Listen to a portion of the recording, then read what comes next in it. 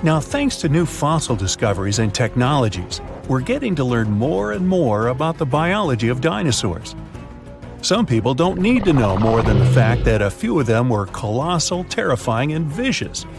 But for those of us that do, the use of comparative biology, pigment analysis, and powerful new X-rays have allowed us to gain insight into specific features, such as their colors, eating behaviors, and the shapes of their tongues. Yes, that's right, the shapes of their tongues, which, for a long period of time, was something of a mystery. This is because soft, fleshy dinosaur parts are hardly ever retained in fossil form. But thanks to the discovery of some surviving hyoid bones, which are situated at the root of the tongue in front of the neck, we now have some insight. Most animals have this hyoid bone that anchors the tongue. The shape and complexity of the bone determine how free-moving the tongue can be. Scientists have discovered that nearly all dinosaurs had simple tongues that laid flat and were extremely similar to the tongues found inside the mouth of a crocodile today. Yeah, this crocodile. Go ahead and take a closer look. Nah, just kidding. Come on back. Let's take a look at some specific dinosaurs and start with the Brachiosaurus. Let me stick my neck out on the line by guessing that most of you will be familiar with this dinosaur because of its neck. You know, the one which was typically 30 feet in length.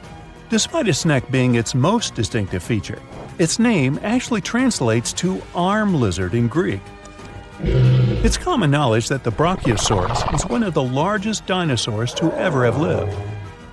On average, it reached 76 feet in length and 40 feet in height. It's roughly the length of 2 school buses and as high as a 4-story building. None of which were around in the era of the big guy here. Fragmentary leg bones and vertebra of even larger dinosaur species are known, but these skeletal remains are too incomplete to determine their exact size. So this guy may have been the largest dinosaur ever. A renowned herbivore, thank goodness. The Brachiosaurus is thought to have eaten up to 880 pounds of dry plant matter every day. Most of this was made up of coniferous trees, ginkgos, and cycads. This target might have been hard to hit for this dinosaur, as researchers have learned that its teeth were spoon-shaped and not ideal for chewing food. This means that the creature would have swallowed vegetation whole, as its teeth were suited to stripping it but not breaking up large chunks of plants. This, along with the dinosaur's body shape, suggests that the Brachiosaurus would have liked to feed as quickly as possible. Dinos like these didn't always make use of their ability to strip towering trees when dining. The Brachiosaurus traveled in herds, moving to the next location once they had exhausted all of the local vegetation. And I mean all of the local vegetation, not just that which hung high on trees. It's likely that the creatures supplemented their diets with vegetation at lower levels, especially after they'd done a number on all the nearby trees. This method of feasting was the most energetically appealing for this giant. By munching on lower vegetation, researchers believe that the dinosaurs saved up to 80% in energy compared to when foraging for high-up food sources. They have also discovered that the nostrils of a Brachiosaurus were on the front of its face and not the top. This is because we now know they roamed the fertile floodplains in their respective herds. For decades, it was believed that these creatures lived in deep, watery swamps. Let's look at another common misconception about a popular dinosaur. Please put your hands together for the Tyrannosaurus rex, which is arguably the most famous of all dinosaurs. Discoveries from the past 100 years have revealed that theropods had heavily feathered skin. Theropods are the family of dinosaurs to which the T-Rex belongs, so naturally, people began to think that the creature would have been covered in feathers as well. However, a study from 2017 took skin impressions from the iconic dinosaur and found no evidence of the structures required to support feathers. If a T-Rex did have feathers, they would have been limited to its back. Researchers accept that other large dinosaurs of the same family as the T-Rex have been discovered with their remains covered in feathers. An example of this would be the Yutyrannus dinosaur. But as of now, the accepted theory is that feathers weren't a common feature of T-Rexes. This makes it easier to believe that feathers were exclusive to smaller tyrannosaurids and were there as a means of keeping the creature warm. For a long period of time, researchers thought feathers were an exclusive feature of the theropod family. But this theory has been debunked. Just like the kid at camp who was kicked out of the top bunk. You know, debunked. Anyway, fossil evidence discovered in Siberia now suggests that multiple different family groups of dinosaurs had feathers. The Siberian fossils in question belong to another species of dinosaur, Calindrodromeus zebucolicus. Oh, you think I mispronounced that? Okay, prove it. Now, this dinosaur, I'll call her Calinda, had a pelvis structure superficially similar to that of a bird and was roughly 4.5 feet long, about as tall as a fridge. Since the purpose of feathers on dinosaurs was for warmth, it's quite possible that dinosaurs from cold weather climates had more feathers than their counterparts in warm weather climates. In general, bigger animals struggle less with keeping themselves cool, so it's likely that any of the large dinosaurs who lived in these warm climates had no feathers at all. Smaller dinosaurs who lived in cold climates, on the contrary, had plenty of feathers. We now even understand what some of the designs and patterns of these feathers on dinosaurs looked like, thanks to the discovery of an ornithomimus, complete with feather and skin impressions. The name of this dinosaur is derived from Greek and actually translates to bird mimic. They were typically 11.5 feet in length, nearly as tall as a giraffe, and despite being omnivorous, had no teeth.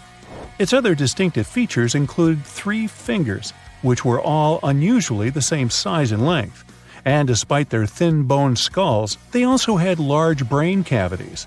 Their legs were extremely long, in particular their foot bones. Combine this with their toothless beaks and long necks, and yep, it must have looked a lot like an ostrich.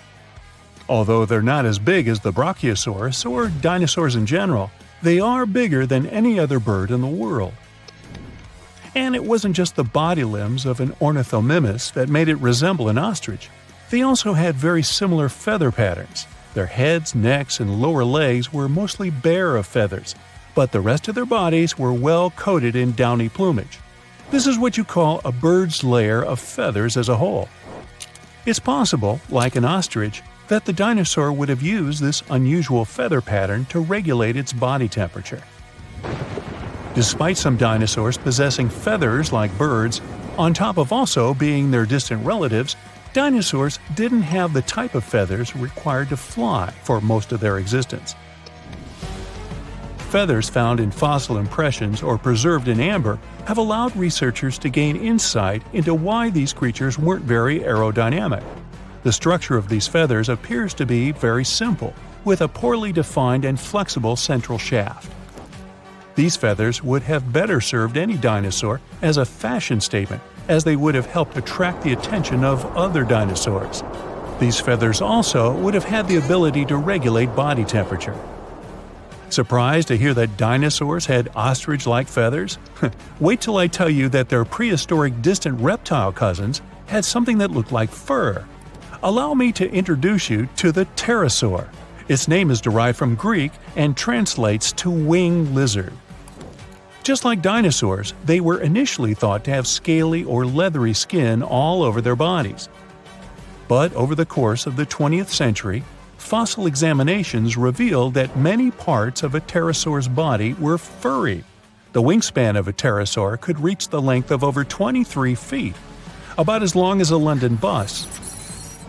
Its toothless jaw was very long and resembled that of a pelican. How could something that looks like a pelican be so terrifying?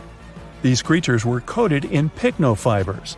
Those were simple structures, feather-like in composition, but strand-like and fuzzy like fur. Further research suggests that some parts of the pterosaur's body had more complex kinds of feathers with branching strands. If this is accurate, it would be the first time feathers were found on an animal that was neither a dinosaur nor a bird. Now, dinosaurs ruled our planet for over 165 million years, and some walk on our planet even today. Well, at least some of their descendants. Our modern birds evolved from what used to be a scary group of meat-eating dinosaurs we know as theropods. It all started during the Mesozoic era, about 250 million years ago, when a group of creatures called dinosaurs roamed Earth. They didn't look like those dinos that might have come to your mind, like Brontosaurus or T-Rex, but that's the group dinosaurs evolved from. These creatures walked on all fours and were as big as house cats. They didn't look as friendly, though, considering they were more like weird lizards with long, thin limbs. As you'd expect, this group wasn't exactly at the top of the food chain, but they were really fast and agile, which helped them survive. Over time, they adapted and started walking upright, so their legs were under their bodies instead of out to their sides. And over time, dinosaurs started growing long tails and bigger leg muscles.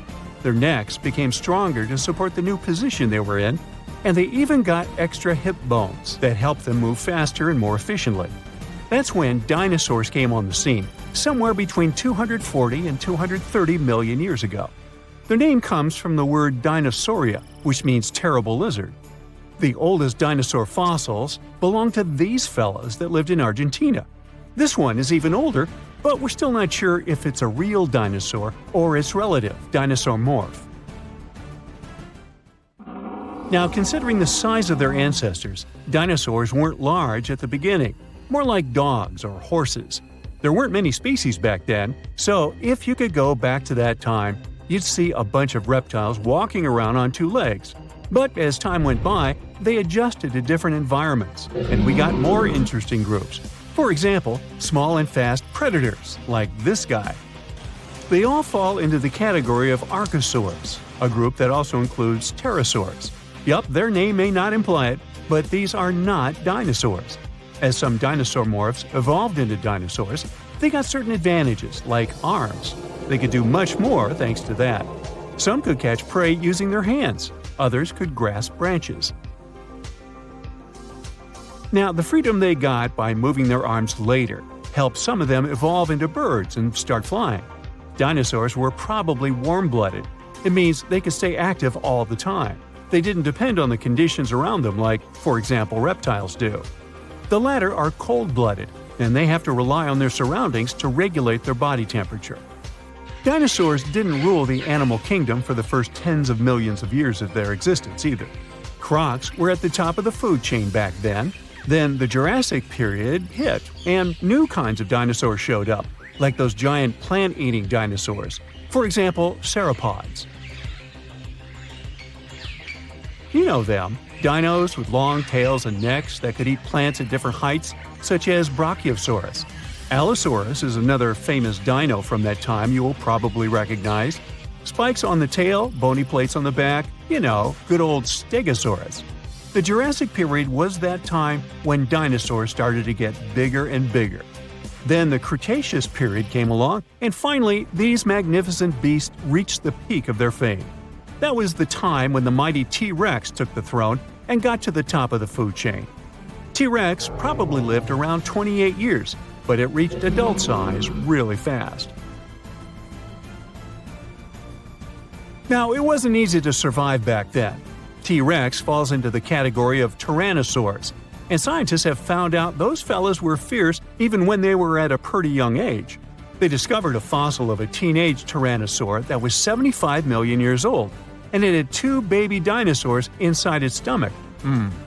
They realized that when tyrannosaurs were at a young age, they went for small dinosaurs, such as these guys, their dino cousins.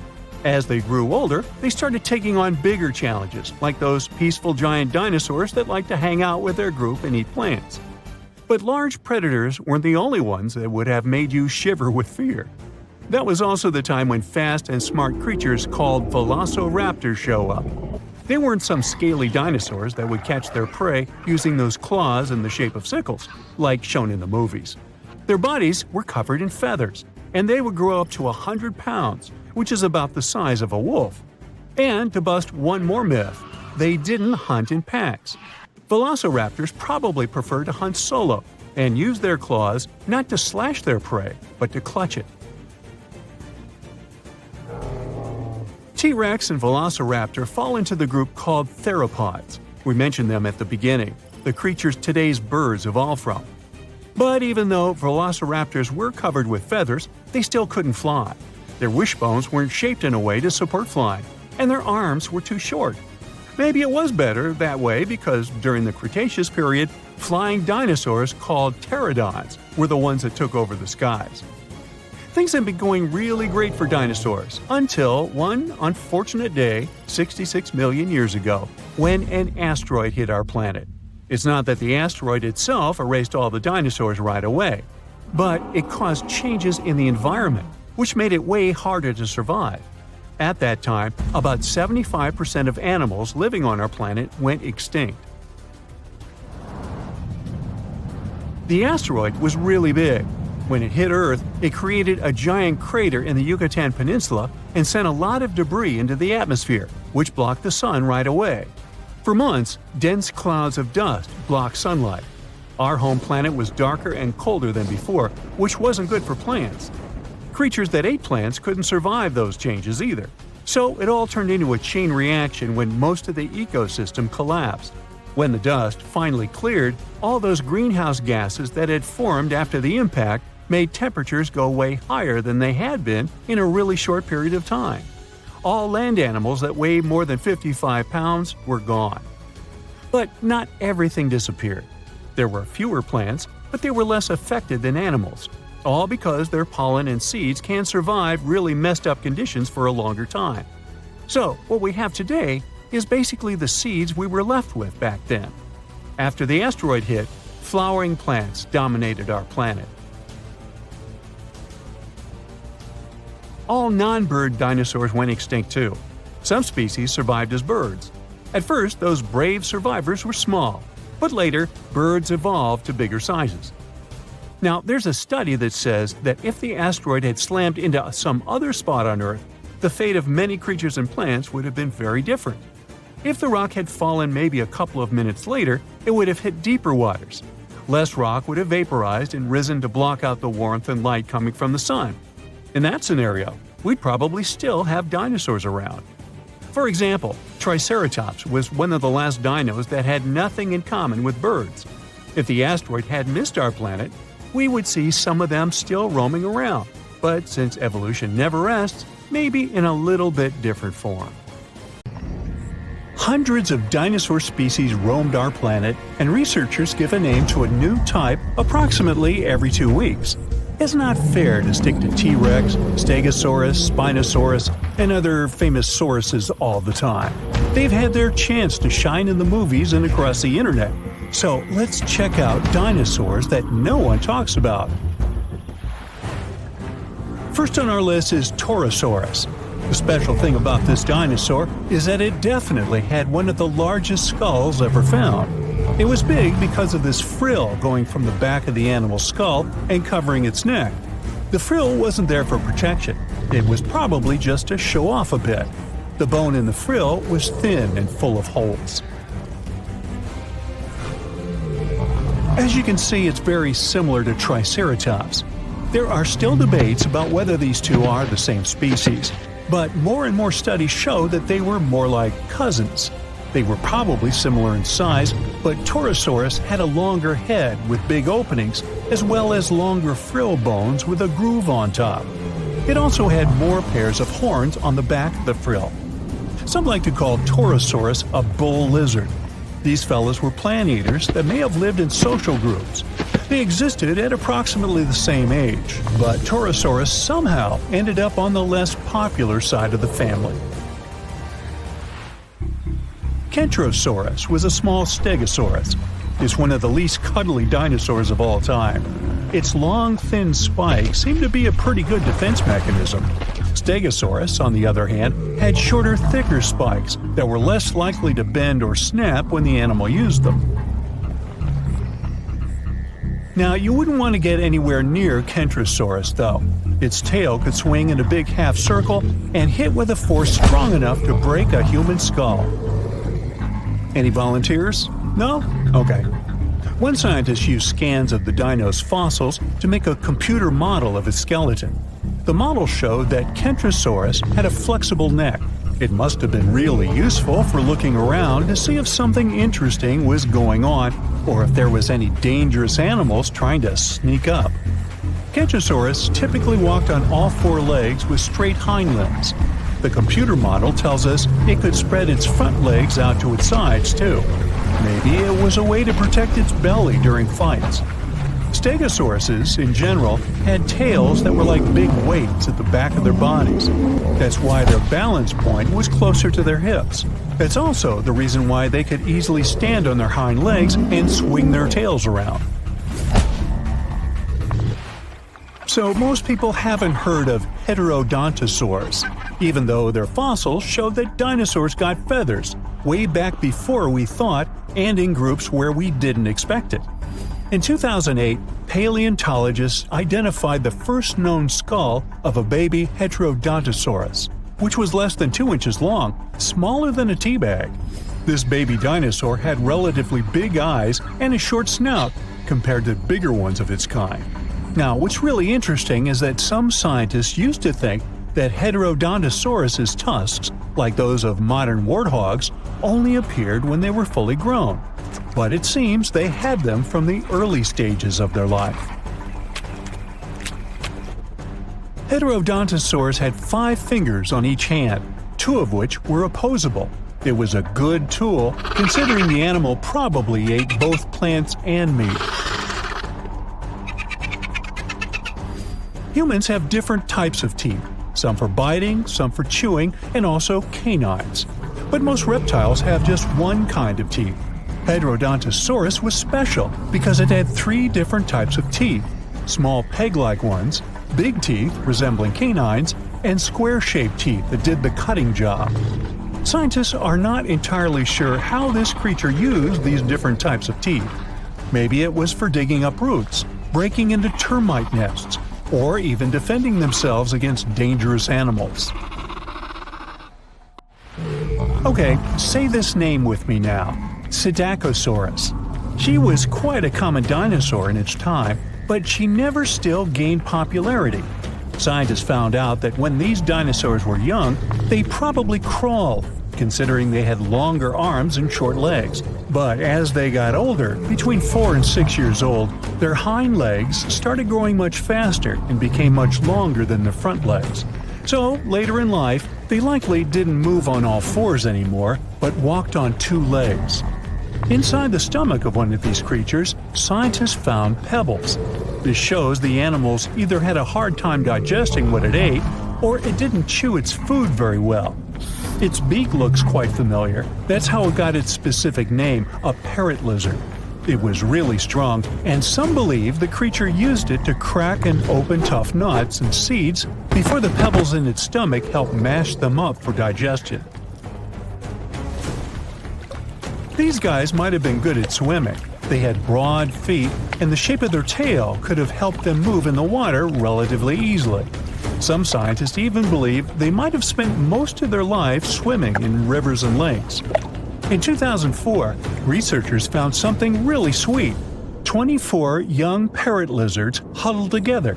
They were too big to be hatchlings, so it could be a bunch of teenagers who had left their nests and then formed a group where they could support one another and defend themselves better.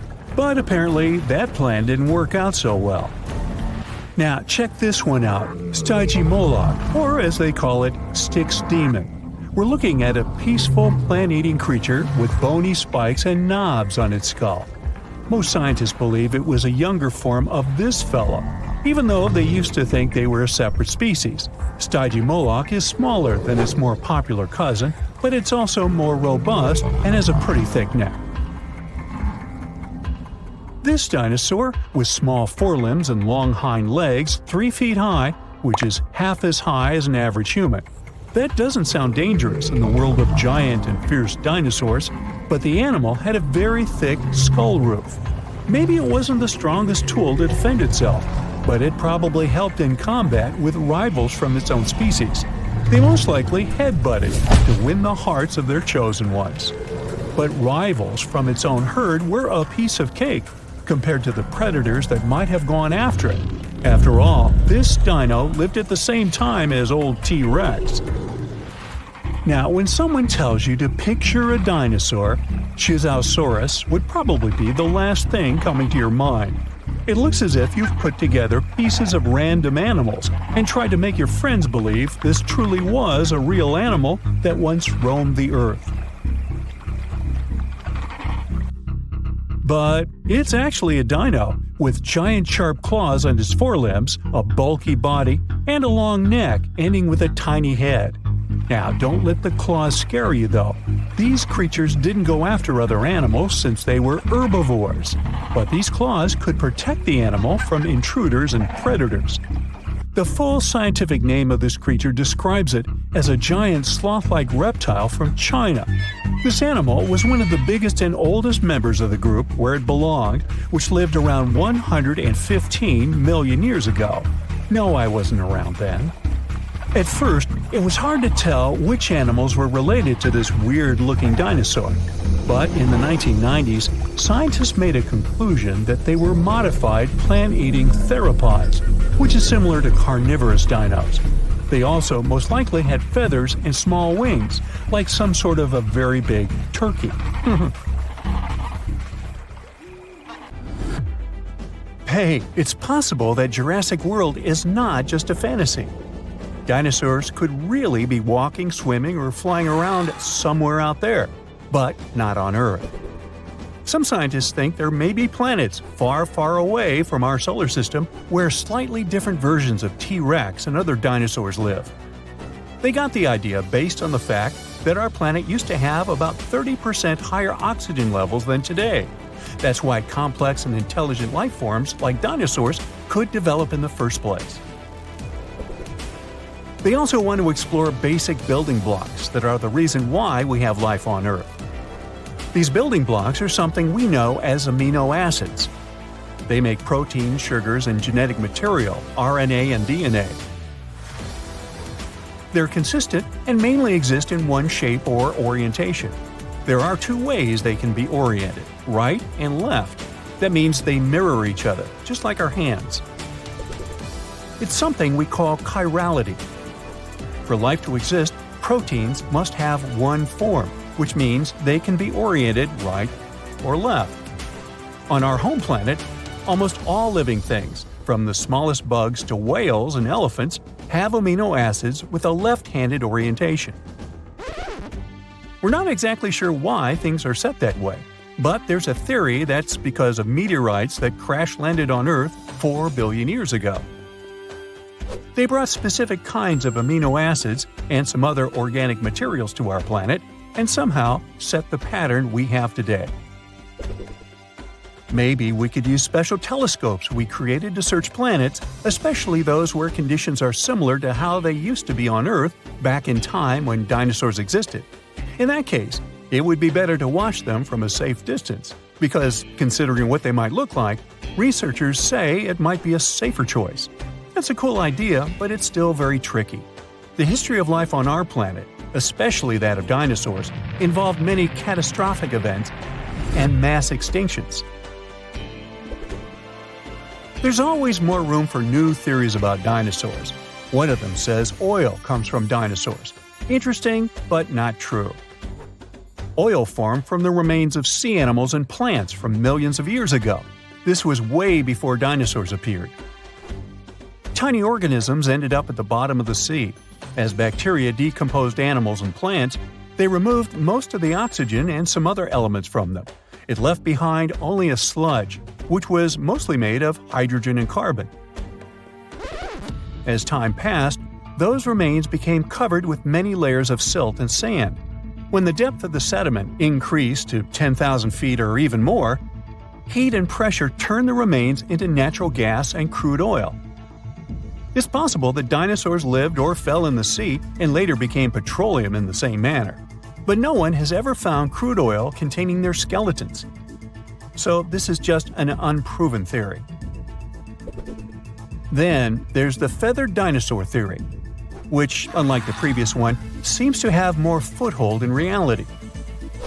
Back in 2010, researchers found evidence that 100 million years ago, there had been a dino species with ginger feathers.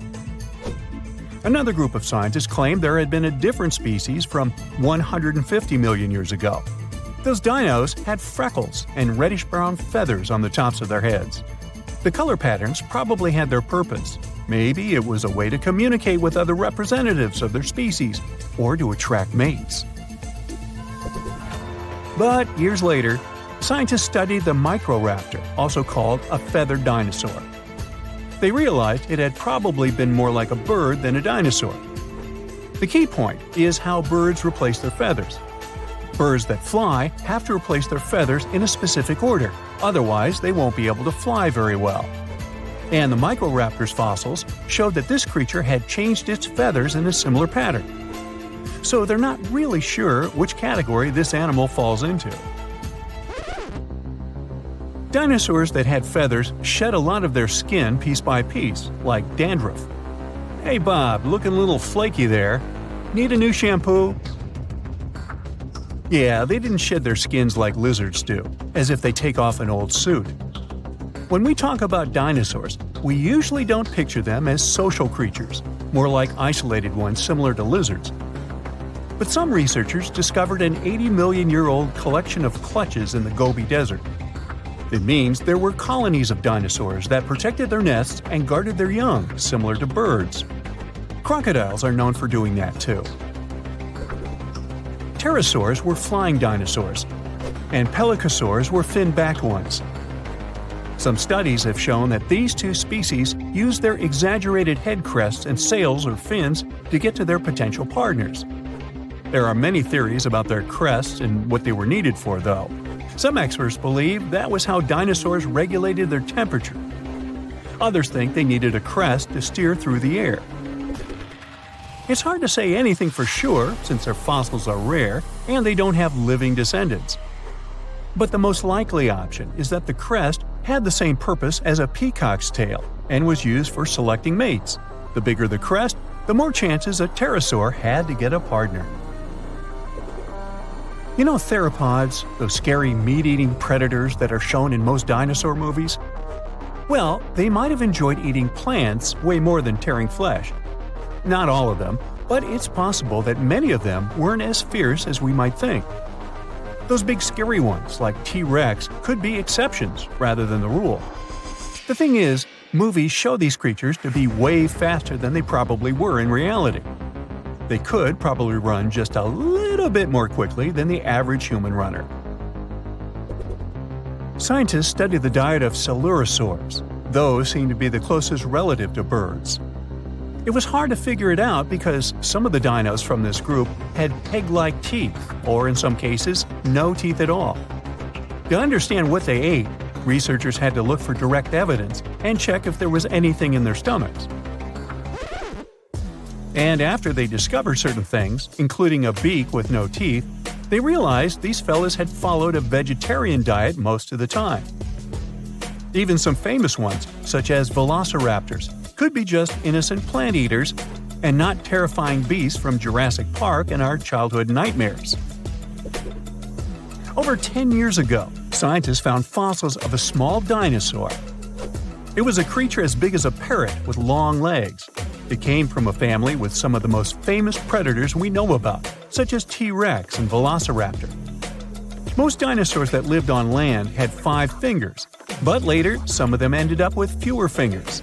This new one they discovered was special because instead of having 3 fingers, which was more common for its family, it had just 1 finger with a sharp curved nail at the end of each front limb. This creature probably used this 1 finger to dig into insects' nests to feast. Even though we know all about the asteroid that wiped out dinosaurs, some have other theories. One paleontologist even had an idea that dinosaurs had possibly reached their end because they had been eating one another. This especially worked for ancestors of fierce, scary predators such as the Tyrannosaurus rex. It's possible they ate so many eggs of other dinosaurs that many species just went extinct. Once they started eating the eggs of very big dinos that we know as sauropods, it's possible they started getting bigger too. And no dinosaur mother could stop them from eating her eggs because she couldn't be around all the time. There were other big predatory animals that ate eggs, even early mammals. But in any case, later research showed dinosaurs couldn't have eaten enough eggs to have caused mass extinction. And that's all I have to say about that. The problem with that asteroid that destroyed dinosaurs was not that it fell, but where it fell. This colossal space rock found the worst place where it could land. Also, the angle at which it hit the ground was the most unfortunate.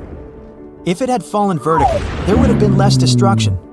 But it fell at such an angle that it threw a huge amount of dust into the air. After the disaster occurred, tons of soot started burning. 65 million years ago, only 13% of Earth's surface contained the right amount of sulfur and oil needed to form a colossal amount of soot.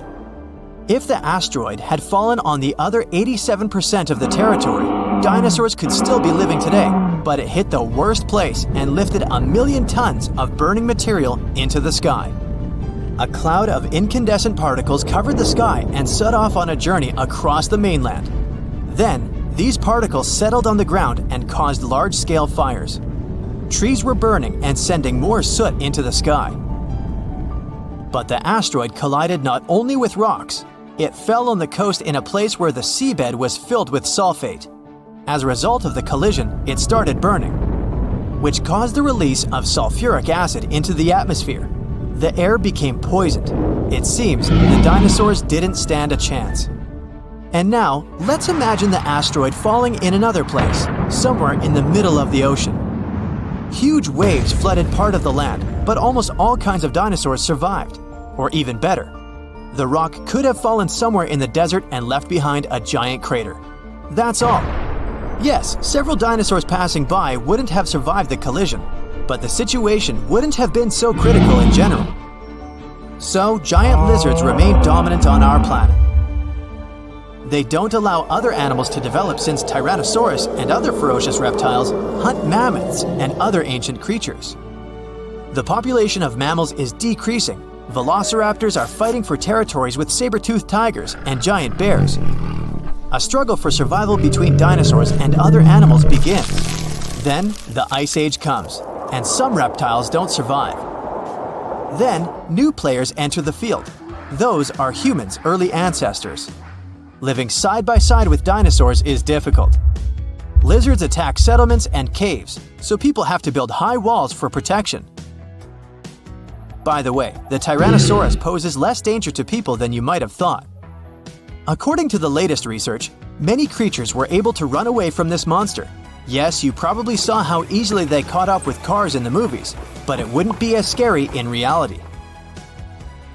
Paleontologists and biologists have analyzed the strength of dinos' bones and found out that the creature couldn't reach high speeds.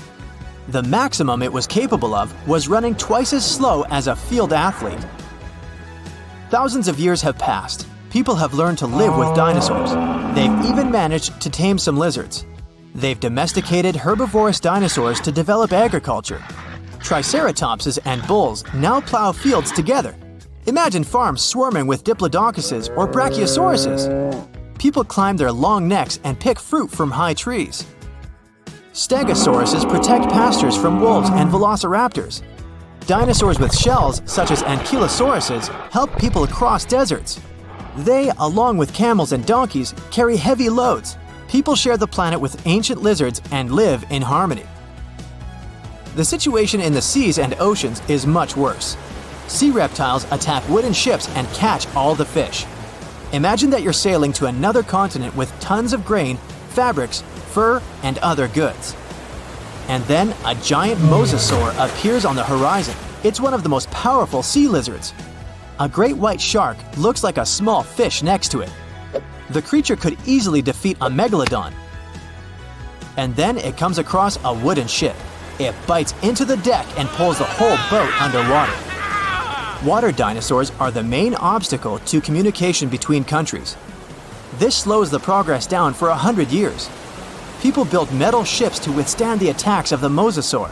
And finally, they managed to establish sea connections. A similar problem occurs when the first planes take off into the sky. Imagine you're flying on a passenger Boeing. You look out of the window and see a pterodactyl. Wait, it's impossible. These winged lizards aren't so fast. but they can catch up with a helicopter or some old biplanes. This poses a serious threat to flights, so people install sound protection systems on board each aircraft.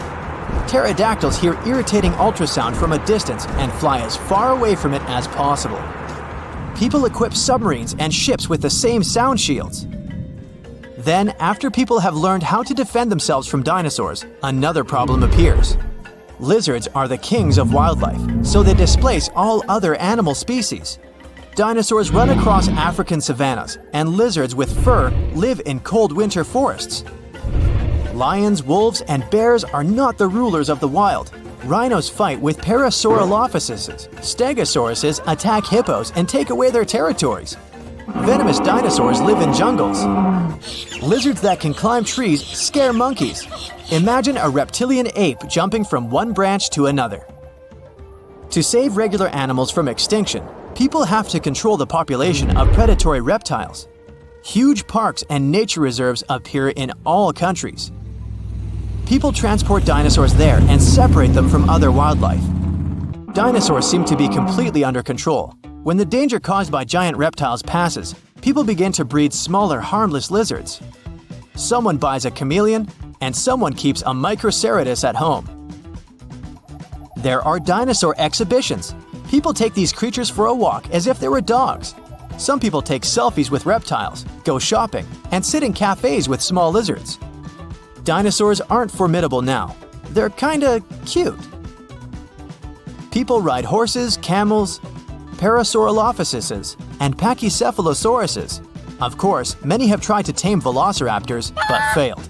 Those are dangerous reptiles and they don't know how to obey. Taming them is almost as difficult as taming an alligator.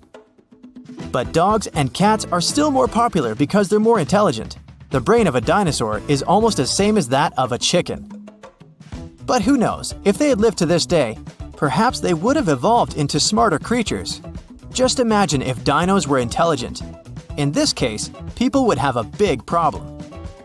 Some scientists think that even if a meteorite hadn't destroyed the dinosaurs, they wouldn't have survived to this day. They needed to carry their own colossal weight at all times. It was an enormous load on their bones and joints. Most dinosaurs wouldn't have been able to survive the Ice Age with such characteristics, but smaller lizards might have succeeded. Fast and agile dinosaurs, such as velociraptors and Pachycephalosauruses, would have survived, but in what form? Could dinosaurs have already evolved into something else? Look at the good old chicken. Many scientists believe it's a direct descendant of the formidable Tyrannosaurus. Somewhere deep inside the bird's DNA, there are genes that the dinosaur had. Yep, it's hard to believe, but look at the chicken's body structure and how it walks. Remove the plumage, cover the creature with scales, and give it toothy jaws instead of a beak. And now, you have a mini T-Rex in the coop. And by the way, not only chickens might be the relatives of giant lizards, many birds are dinosaurs' living descendants. Surprisingly, alligators, snakes, crocodiles, and monitor lizards are not as close to ancient reptiles as pelicans, storks, and other flying creatures. Over millions of years of evolution, the paws of dinosaurs turned into wings, and toothy elongated jaws ended up as beaks. The genetics of birds is the key to understanding dinosaurs. Pelicans are similar to pterodactyls, ostriches to velociraptors. Perhaps many other animals also share some genes with ancient lizards. If the meteorite hadn't fallen, all dinosaurs would have evolved into completely different, unusual creatures. Scientists want to carefully study the DNA of birds and try to reverse evolution with the help of genetic engineering. They hope to breed dinosaurs out of eggs one day. But to do this, they need to find a specific genome that hasn't changed over tens of millions of years. It hides in the DNA. And it's not so easy to find it and extract it. Do you think we will see powerful reptiles by 2050?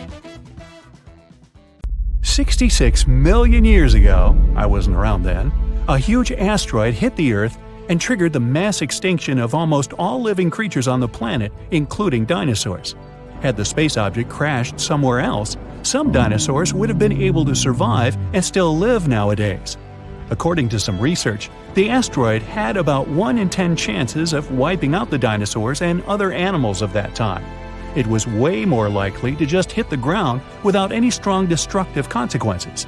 To understand how things could have turned out if the place of the collision had occurred elsewhere, we need to find out what happened that day and why the disaster turned out to be so devastating. This huge space rock fell into the coastal area of the Yucatan Peninsula in Mexico. This caused a chain reaction that triggered natural disasters around the world. The place the asteroid hit is called Chicxulub Crater. Now half of this area is underwater. The asteroid was about 7.5 miles in diameter and moving at a speed of 27,000 miles per hour. This rock, bigger than Everest, was rushing toward Earth faster than the speed of sound by almost 40 times. Wow! The energy released in the collision was as powerful as an explosion of about 10 billion atomic bombs, and the destructive force of the blast wave was just one of several disasters. The asteroid happened to fall in one of the worst possible places, and because of the way it fell, it threw a huge amount of dust into the air. Imagine you're jumping into the water like a professional athlete vertically, leaving hardly any splashes behind. And now think of how much water splashes when you jump into the pool like a cannonball. So the asteroid landed the cannonball way. The second disaster the asteroid provoked was soot burning. A small part of the Earth's surface consists of rocks. Only a tiny percentage of that part was rich in oil and sulfur back then. The asteroid burned and lifted so much soot into the air that it would be enough to fill an indoor baseball stadium. According to research, 65 million years ago, only 13% of the surface of the entire planet could have contained the necessary amount of organic material for the formation of such a volume of soot. That's why this place was considered the worst. If the catastrophe had happened on the territory of the other 87%, then dinosaurs would have been alive today. A huge cloud of soot and carbon dioxide rose into the air and covered the sun. The soot turned the sky gray and partially blocked sunlight. This led to a quick drop in temperatures almost all over the planet. It seemed like Earth was inside a gray veil. Many plants and animals couldn't survive the cold snap. Trees began to wither because of the lack of sun. The photosynthesis process was disrupted. The cold and withering of trees led to another catastrophe: global famine. Herbivores couldn't survive because they lost almost all of their food. Plants, flowers, and trees didn't manage to get through the catastrophe. These destructions spread far beyond the asteroid impact site. Hot dust particles, asteroid chunks, and small pieces of rocks settled to the ground across the continent and caused large-scale forest fires. Burning trees threw even more soot into the air, which made the situation even worse. The huge asteroid brought heavy metals with an increased level of toxicity from space. The melting of these substances during the collision provoked firestorms. The asteroid didn't only hit continental land but also water, which triggered a huge tsunami. But that's not the worst part. The seabed was filled with sulfate, and when the energy of the asteroid burned it, it provoked the release of sulfuric acid into the atmosphere. The acid cloud mixed with a cloud of soot and began to spread throughout the sky. Hot rock particles were falling to the ground like fire rain. An acid rain started because of sulfur. It lasted for almost several days and left no chance for the animals to survive. Acid rain made the water in rivers, lakes, and seas poison. The acid destroyed anything that couldn't burn. A part of the clouds went to wreck the land, and the other part the ocean. This made the situation even worse, as sulfur droplets wiped out a huge amount of seaweed and phytoplankton. The ocean generates almost half of all oxygen reserves on our planet. Those days, the sea creatures living in its upper parts were destroyed. It wasn't the blast wave, but lack of sun, acid, darkness, and cold that became the main reasons for the extinction of dinosaurs. But even when some lizards escaped from fires and sulfur, they met the sea element. The asteroid impact caused large-scale tsunamis across the planet. The very first wave was around 1 mile in height. That's almost 3 times higher than the Empire State Building. Billions of gallons of water were moving at 90 miles per hour. A wave this strong could easily destroy half of New York today. The meteorite created a series of waves 52 feet high. Massive walls of water the size of 5-story buildings collapsed on the shore and demolished everything in their path. Lack of sunlight, temperature drop, acid and fire rains, reduced oxygen production, forest fires, giant tsunamis, and the explosive wave with the power of 1 billion atomic bombs – all this reduced the biological diversity of Earth by 75%. Yeah, that'll change your climate for sure. Giant asteroids used to hit Earth before, but they never caused such disasters all over the planet. What if this asteroid had fallen into another place, say a forest, far from water and mountainous terrain? This would have caused severe fires. A huge black cloud of ash would have risen into the sky and obscured the sun, but it would have unlikely generated acid or fire rains. Most of the species of the planet could have survived this catastrophe. What if the meteorite had fallen somewhere among the ice and snow? This would have provoked a rapid increase in temperature across the planet. Huge tsunamis would have sunk big tracts of land. However, ash and sulfur dioxide wouldn't have filled the sky. Acid rain wouldn't have hit the ocean. Many marine creatures could have survived and lived to this day. And dinosaurs, far from the oceans, wouldn't have noticed the meteorite fall at all. Probably the most terrible events would have occurred if a meteorite had fallen on an active volcano. This would have triggered the largest lava release in history. Destructive earthquakes would have begun, and the whole sky would have been covered with volcanic ash. What if the meteorite had hit some desert? It would have melted billions of tons of sand and turned it into glass. Just imagine glass dunes that heat our planet even more. And we could dig up the well-preserved remains of ancient lizards out of the glass. Anyway, there were many different possible catastrophic scenarios, and the worst of them came true for the dinosaurs. They are unlikely to return, although perhaps they can be reborn. Scientists were inspired by an idea from a famous Hollywood movie. They wanted to find a mosquito that got stuck in amber. They would extract dinosaur DNA from it. But there was a problem with this. The oldest DNA sample they managed to find was 1 million years old. Dinosaurs were extinct about 66 million years ago. Besides, DNA is a very fragile thing. The probability that it could have been preserved intact somewhere for so long is very small. So, instead of searching for this ancient dinosaur DNA, scientists decided to take DNA from the closest ancestors of these lizards, birds. Over millions of years of evolution, dinosaur paws could have turned into wings, and elongated mouths could have become beaks. Pelicans are very similar to pterodactyls, ostriches resemble velociraptors, and chickens are very much like T-Rex. Okay, let's just stop and imagine for a moment a chicken the size of a T-Rex. Hey, you want a piece of me? Now, the common chicken is recognized as the closest relative of the huge lizard. Remove the plumage from it, cover it with scales, give a toothy mouth instead of a beak, and attach a long tail. And you get a real mini Tyrannosaurus rex by body structure and movement. Deep in its DNA, there are similar genes that formidable predators have. With the help of genetic engineering, scientists plan to play with its DNA and try to reverse the evolution, which means breeding dinosaurs can become a reality. Well, that could come back to bite you. It was a 40 feet long and 12 feet tall beast, the king of dinosaurs. Its massive and muscular body weighed up to 8 tons. Its serrated teeth were sharp, and its jaws had a bite so strong they could crush a car. The creature had 2 powerful legs. It lived in forested river valleys all across North America, almost 70 million years ago. I'm talking about the most famous movie star among dinosaurs, T-Rex. It was very smart, with a brain twice as big as that of any large meat-eating dino. It was slower than other hunters, developing a speed of up to 12 miles per hour. Its other weakness was its small arms. Some scientists think they were just an evolutionary leftover, like the pelvic bones of some snakes. But others believe T-Rex used its arms to hunt. Its 4-inch claws helped the animal out. T-Rex was undoubtedly frightening, but surprisingly, there were even scarier dinosaurs in the past. Around 100 million years ago, there was a giant creature with the name that meant a spine lizard. It was Spinosaurus, the largest carnivorous dino. It was bigger than T-Rex and could grow almost 60 feet long. Its weight could be as great as 22 tons.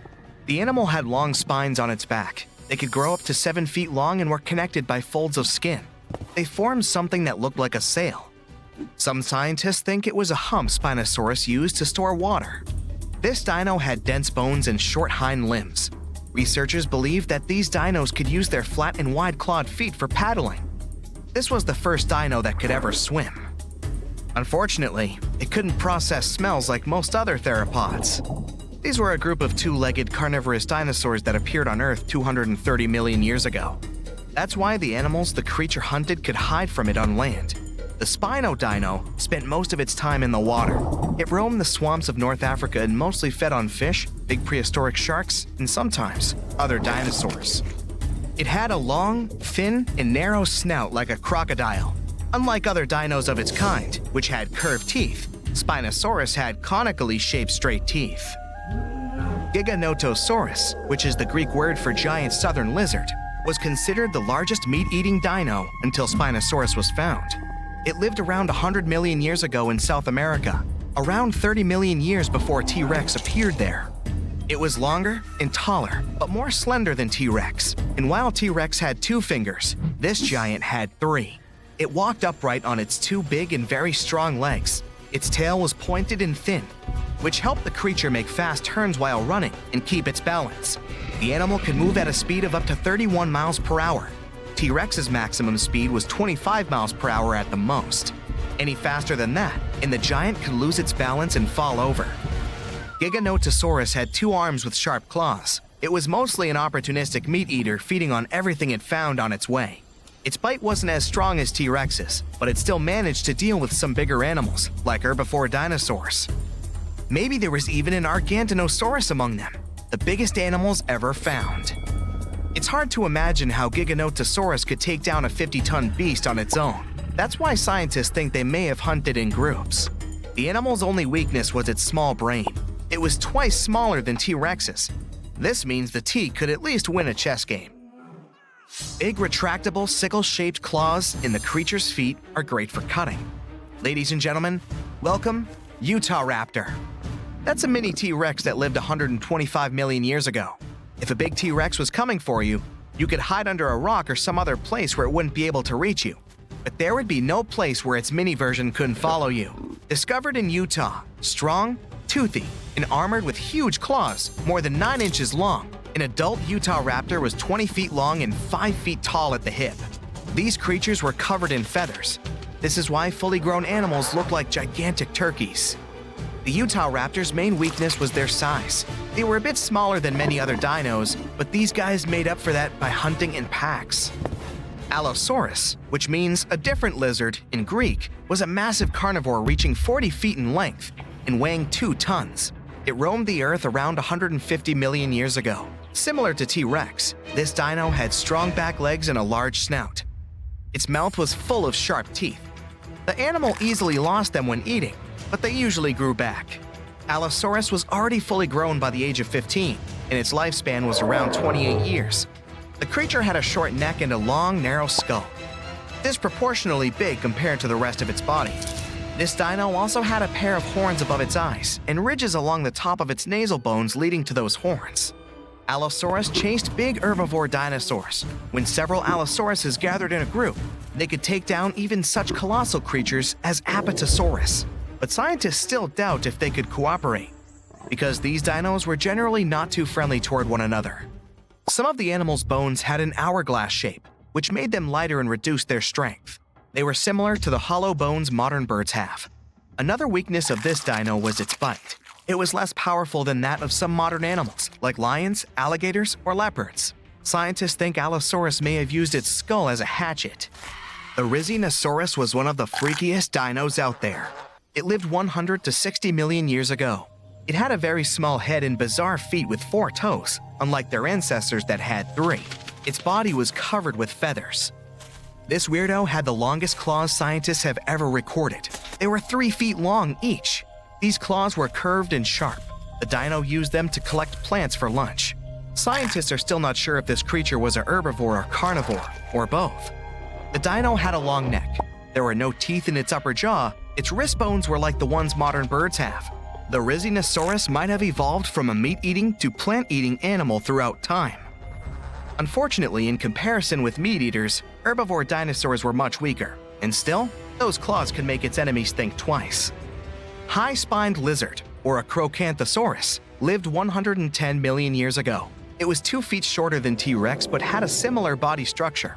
Like T-Rexes, these creatures often went after bigger and more challenging animals. For example, with those backbones so hard, it seemed as if they were carrying a giant turtle shell, like Ankylosaur. The high-spined lizard was very territorial. It had a brain shaped like the letter S and an excellent sense of smell. What made Acrocanthosaurus vulnerable was its small arms. And still, the creature used them to hunt other animals surprisingly well. The dino pulled its catch close to its torso, which was like a hug you wouldn't be able to escape from. Diplodocus lived 150 million years ago. The 90-foot-long creature was possibly the longest dinosaur ever. Its tail, which could reach 46 feet in length, was the longest tail of any animal ever. And its neck was more than 20 feet long. The underside of the dino's tail had 2 rows of bones, which made the creature even stronger and more mobile.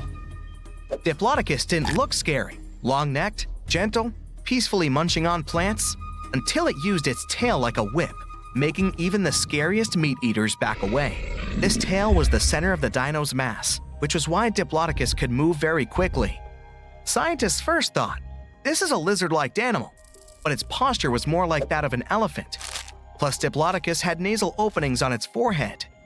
The dino's weakness was its small teeth and weak force bite.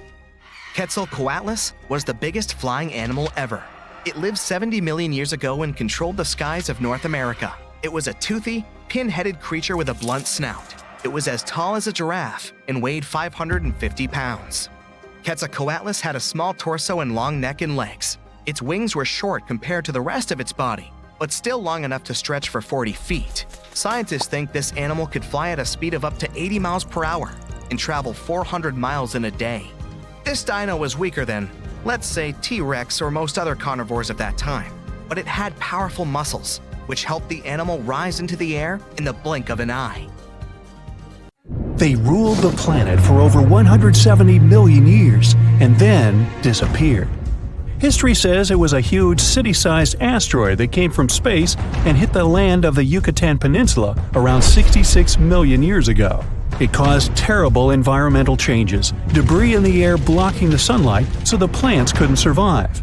Temperatures on Earth's surface plunged. The animals were struggling to survive until they finally went extinct. At least, that's something many paleontologists believe happened. Now, they found out dinosaurs were about to go extinct even before the asteroid. Their diversity started to go down 10 million years before the asteroid.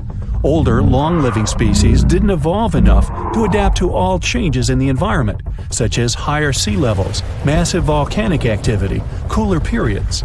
Dinosaurs preferred a warm climate because it helped them to keep a stable body temperature. Dinosaurs lived on all 7 continents, even in Antarctica. That's because it wasn't all ice back then.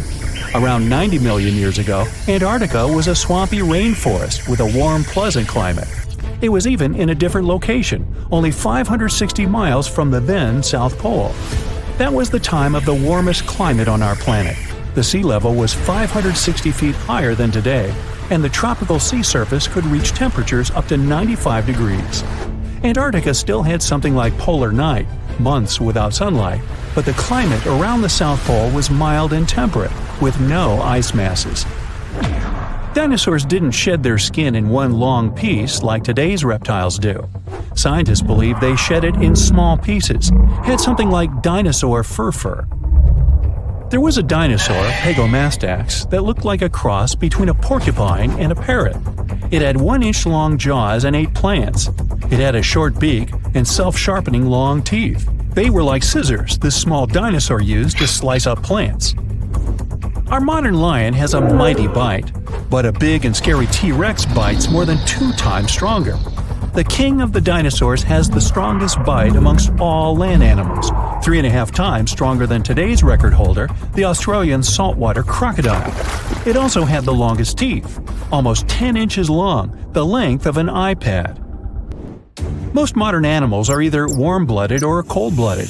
Dinosaurs were somewhere in between. Scientists think they mainly were mesotherms, which means the activity of their muscles could warm their bodies, but their body temperature could fluctuate too.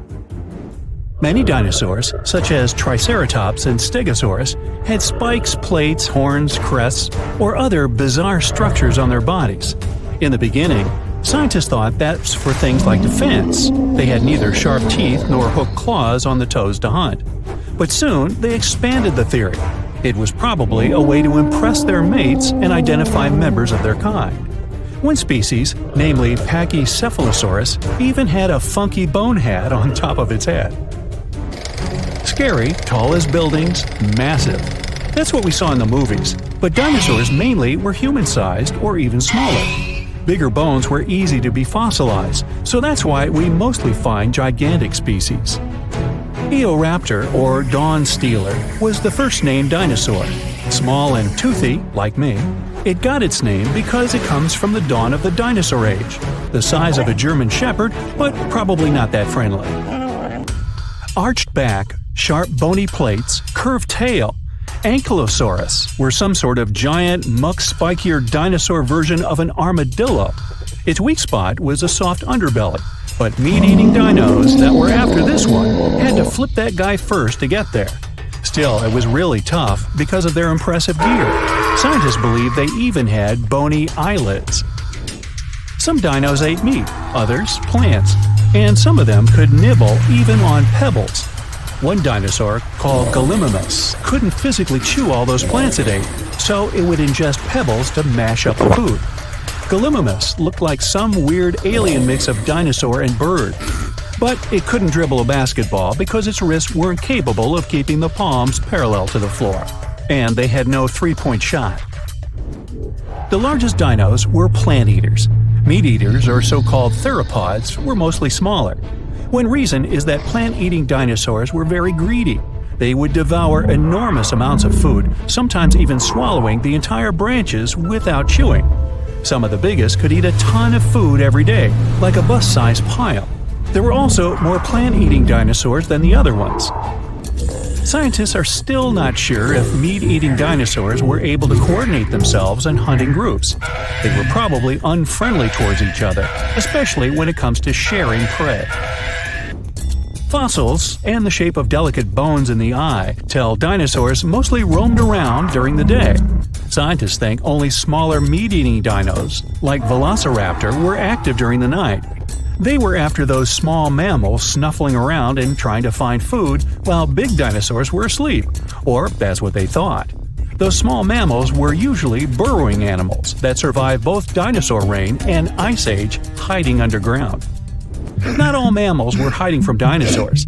Some small but sneaky creatures, like Repenomamus, would steal the eggs from big dinosaurs, which was a big thing considering they had to trick the mama dinosaur first. Researchers believe dinos tried to flap on the ground to get faster at running up inclined terrains to catch their prey.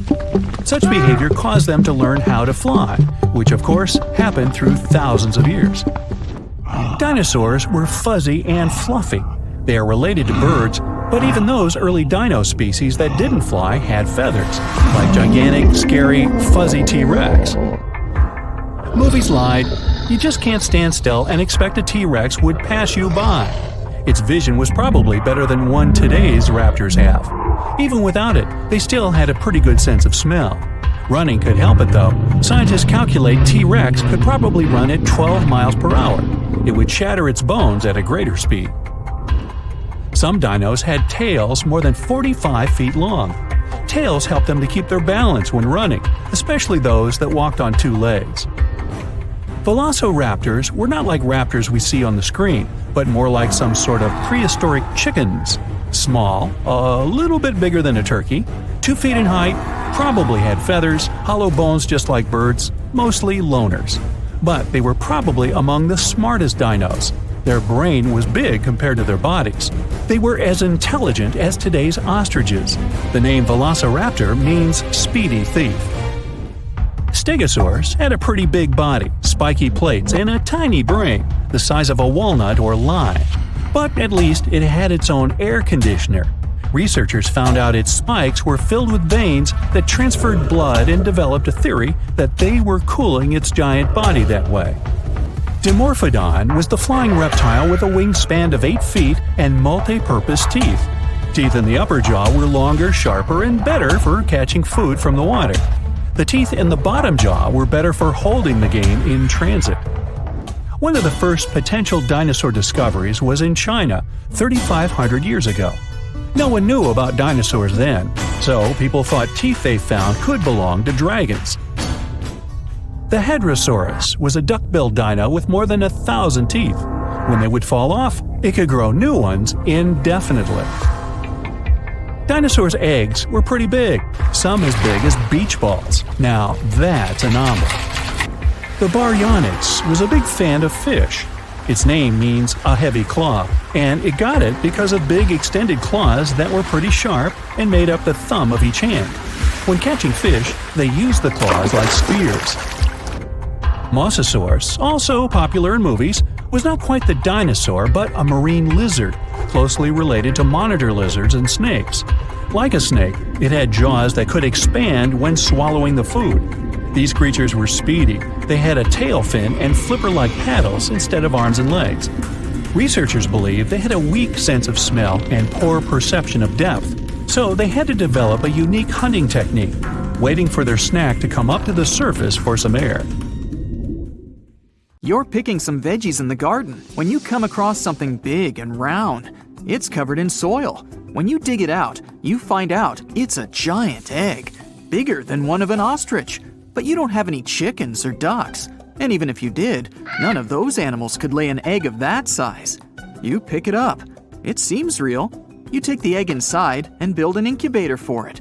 A couple of days pass, but nothing. You go on with your life and forget about the egg's existence.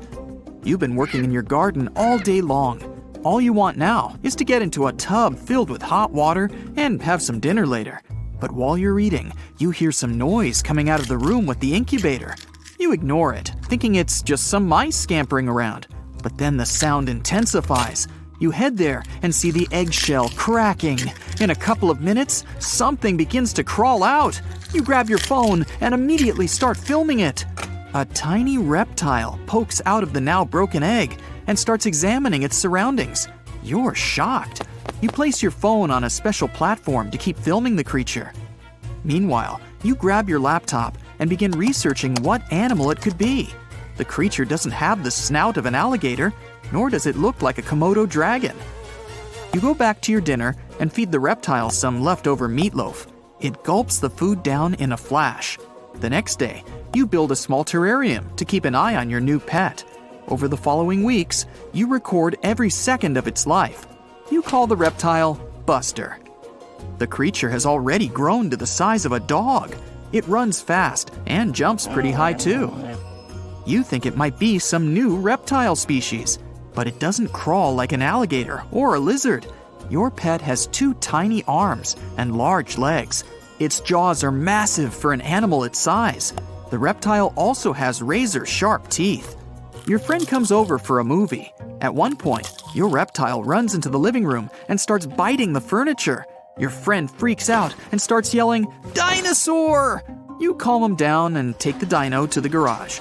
You explain to your friend how you found the animal, and he tells you to contact someone to examine it. The next day, you take Buster to the vet and take a seat in the waiting room. You keep your pet in a cage so that no one can see it. But the dino starts growling in a strange way. Many people grab their pets and move away from you. It's finally your turn. You bring Buster in and show it to the veterinarian. The man looks shocked. He puts the creature on a metal examination table and starts looking closely at its features. Sharp teeth and claws, scaly skin. The vet tells you you've been raising a T-Rex for 3 weeks. He calls in other specialists to examine the animal. The next thing you know, you're in a lab with a bunch of scientists studying Buster. You sit there anxiously as they collect its DNA samples. They even ask for the footage you've been recording. After a couple of hours, they come back and tell you that you indeed have a dinosaur. They'll have to keep Buster in the lab to conduct further studies. So you go home, feeling a bit lonely. A couple of years pass. Now you have a degree in paleontology, specializing in T-Rexes. You've been working with the lab and monitoring Buster that has turned into a fully grown dino. You also teach at the university and have published a book called My T-Rex Buster. It has become a bestseller. One day, you come back from the university and turn on the TV. That's when you hear breaking news. A large creature has broken out of a lab outside the city. It's now on the loose. They show several images of the beast's footprints that lead to the forest. You get a call from the lab. They ask you to head down there as fast as you can. The researchers tell you what's happened and ask you to accompany them to the forest to find the dino. You put on a special protective suit and get into a jeep. After a couple of hours, you arrive at the spot where Buster was last seen. You get out and try to follow its footprints, but the rain has removed the marks the creature left almost completely. The scientists check the tracking device placed under the dino's skin, but it's not working. They bring some food Buster likes to try to lure it out. After a couple of hours, there's no news. It's already night when you hear some rumbling in the distance. Everyone jolts awake. People around you are on high alert. You hide and wait. A large shadow the size of a school bus appears from the dark. A fully grown T-Rex can reach 40 feet long and 12 feet high. The giant lizard approaches the meat and sniffs it. After a couple of moments, it runs off. Everyone gets out of their hiding places and tries to follow the animal. The meat has a special substance in it. It was supposed to put the dino to sleep. This way, it wouldn't be a problem to bring it back to the lab. But the dino was smart enough to feel something suspicious. Despite its size, the T-Rex is quite slow. It can move at a speed of only 12 miles per hour and can't even outrun a human. But Buster somehow manages to cross a raging river and disappears into the dark forest. No one has been prepared to make it through such an obstacle, so the whole team makes a detour through the mountains. It's a difficult climb, with everyone carrying the equipment needed to catch the T-Rex. From the height of the mountain, you can see almost all the forest. Far away, treetops are shaking. The giant reptile is heading to the north. Everyone tries to get to the other side of the mountain as fast as they can. But then, one of the crew members slips and falls. Good thing a safety rope holds her in place. You pull the woman back to the path. You continue walking until you reach a cave. Everyone puts on their helmets with flashlights and goes inside. The deeper you go into the cave, the smaller it gets, so you have to crawl to get through. The rocks are sharp, and there's water everywhere. It's easy to get lost in here. The cave starts trembling. Everyone rushes to get through the narrowest part. You finally make it out of the cave. That's when you find out that the cave was trembling because of the T-Rex. It was stomping around the mountain. It spots your group and starts running towards you. People panic and rush back into the cave. The T-Rex catches up with your team and tries to snatch someone, but by that moment, everyone is already safely tucked inside the cave. Suddenly you scream, "Buster!" Shockingly, it seems to calm the creature down. You step outside, even though everyone is trying to hold you back. You get outside and face the massive creature. It's just staring at you. You slowly approach it, trying not to make any sudden moves. Someone from inside the cave gasps. It startles Buster. It starts thrashing and roaring, but you are still there, trying to calm the animal down. Eventually, it gets quieter and comes closer. You put your hand on its head, caressing it. After a few seconds, someone inside the cave steps on a twig and it cracks. The T-Rex jolts and runs away. You're furious. Now, you have to track it once again. After you spend many more hours in the forest, the sun starts to rise. Everyone is exhausted and about to pass out. You decide to call it a day and head back home. But as soon as your team gathers near the jeeps, you receive a notification that a giant T-Rex has entered the city. A helicopter picks up you and the other team members. There isn't enough room for everyone, so several people stay behind, waiting for the next chopper. The T-Rex is dashing through traffic. People in the streets are running for their lives. Dozens of news companies are filming the incident. Many people are posting it on social media. The dino breaks into the mall and destroys everything it sees. Your helicopter lands and you get out, trying to think of a way to calm the creature down. You rush into the mall, but the T-Rex has already run away to the other side of the building and managed to escape. You're following it, But suddenly, you get a phone call saying that the team members left behind in the forest have spotted your T-Rex. You can even see the live footage of the animal. That means there are 2 giant reptiles on the loose in your state.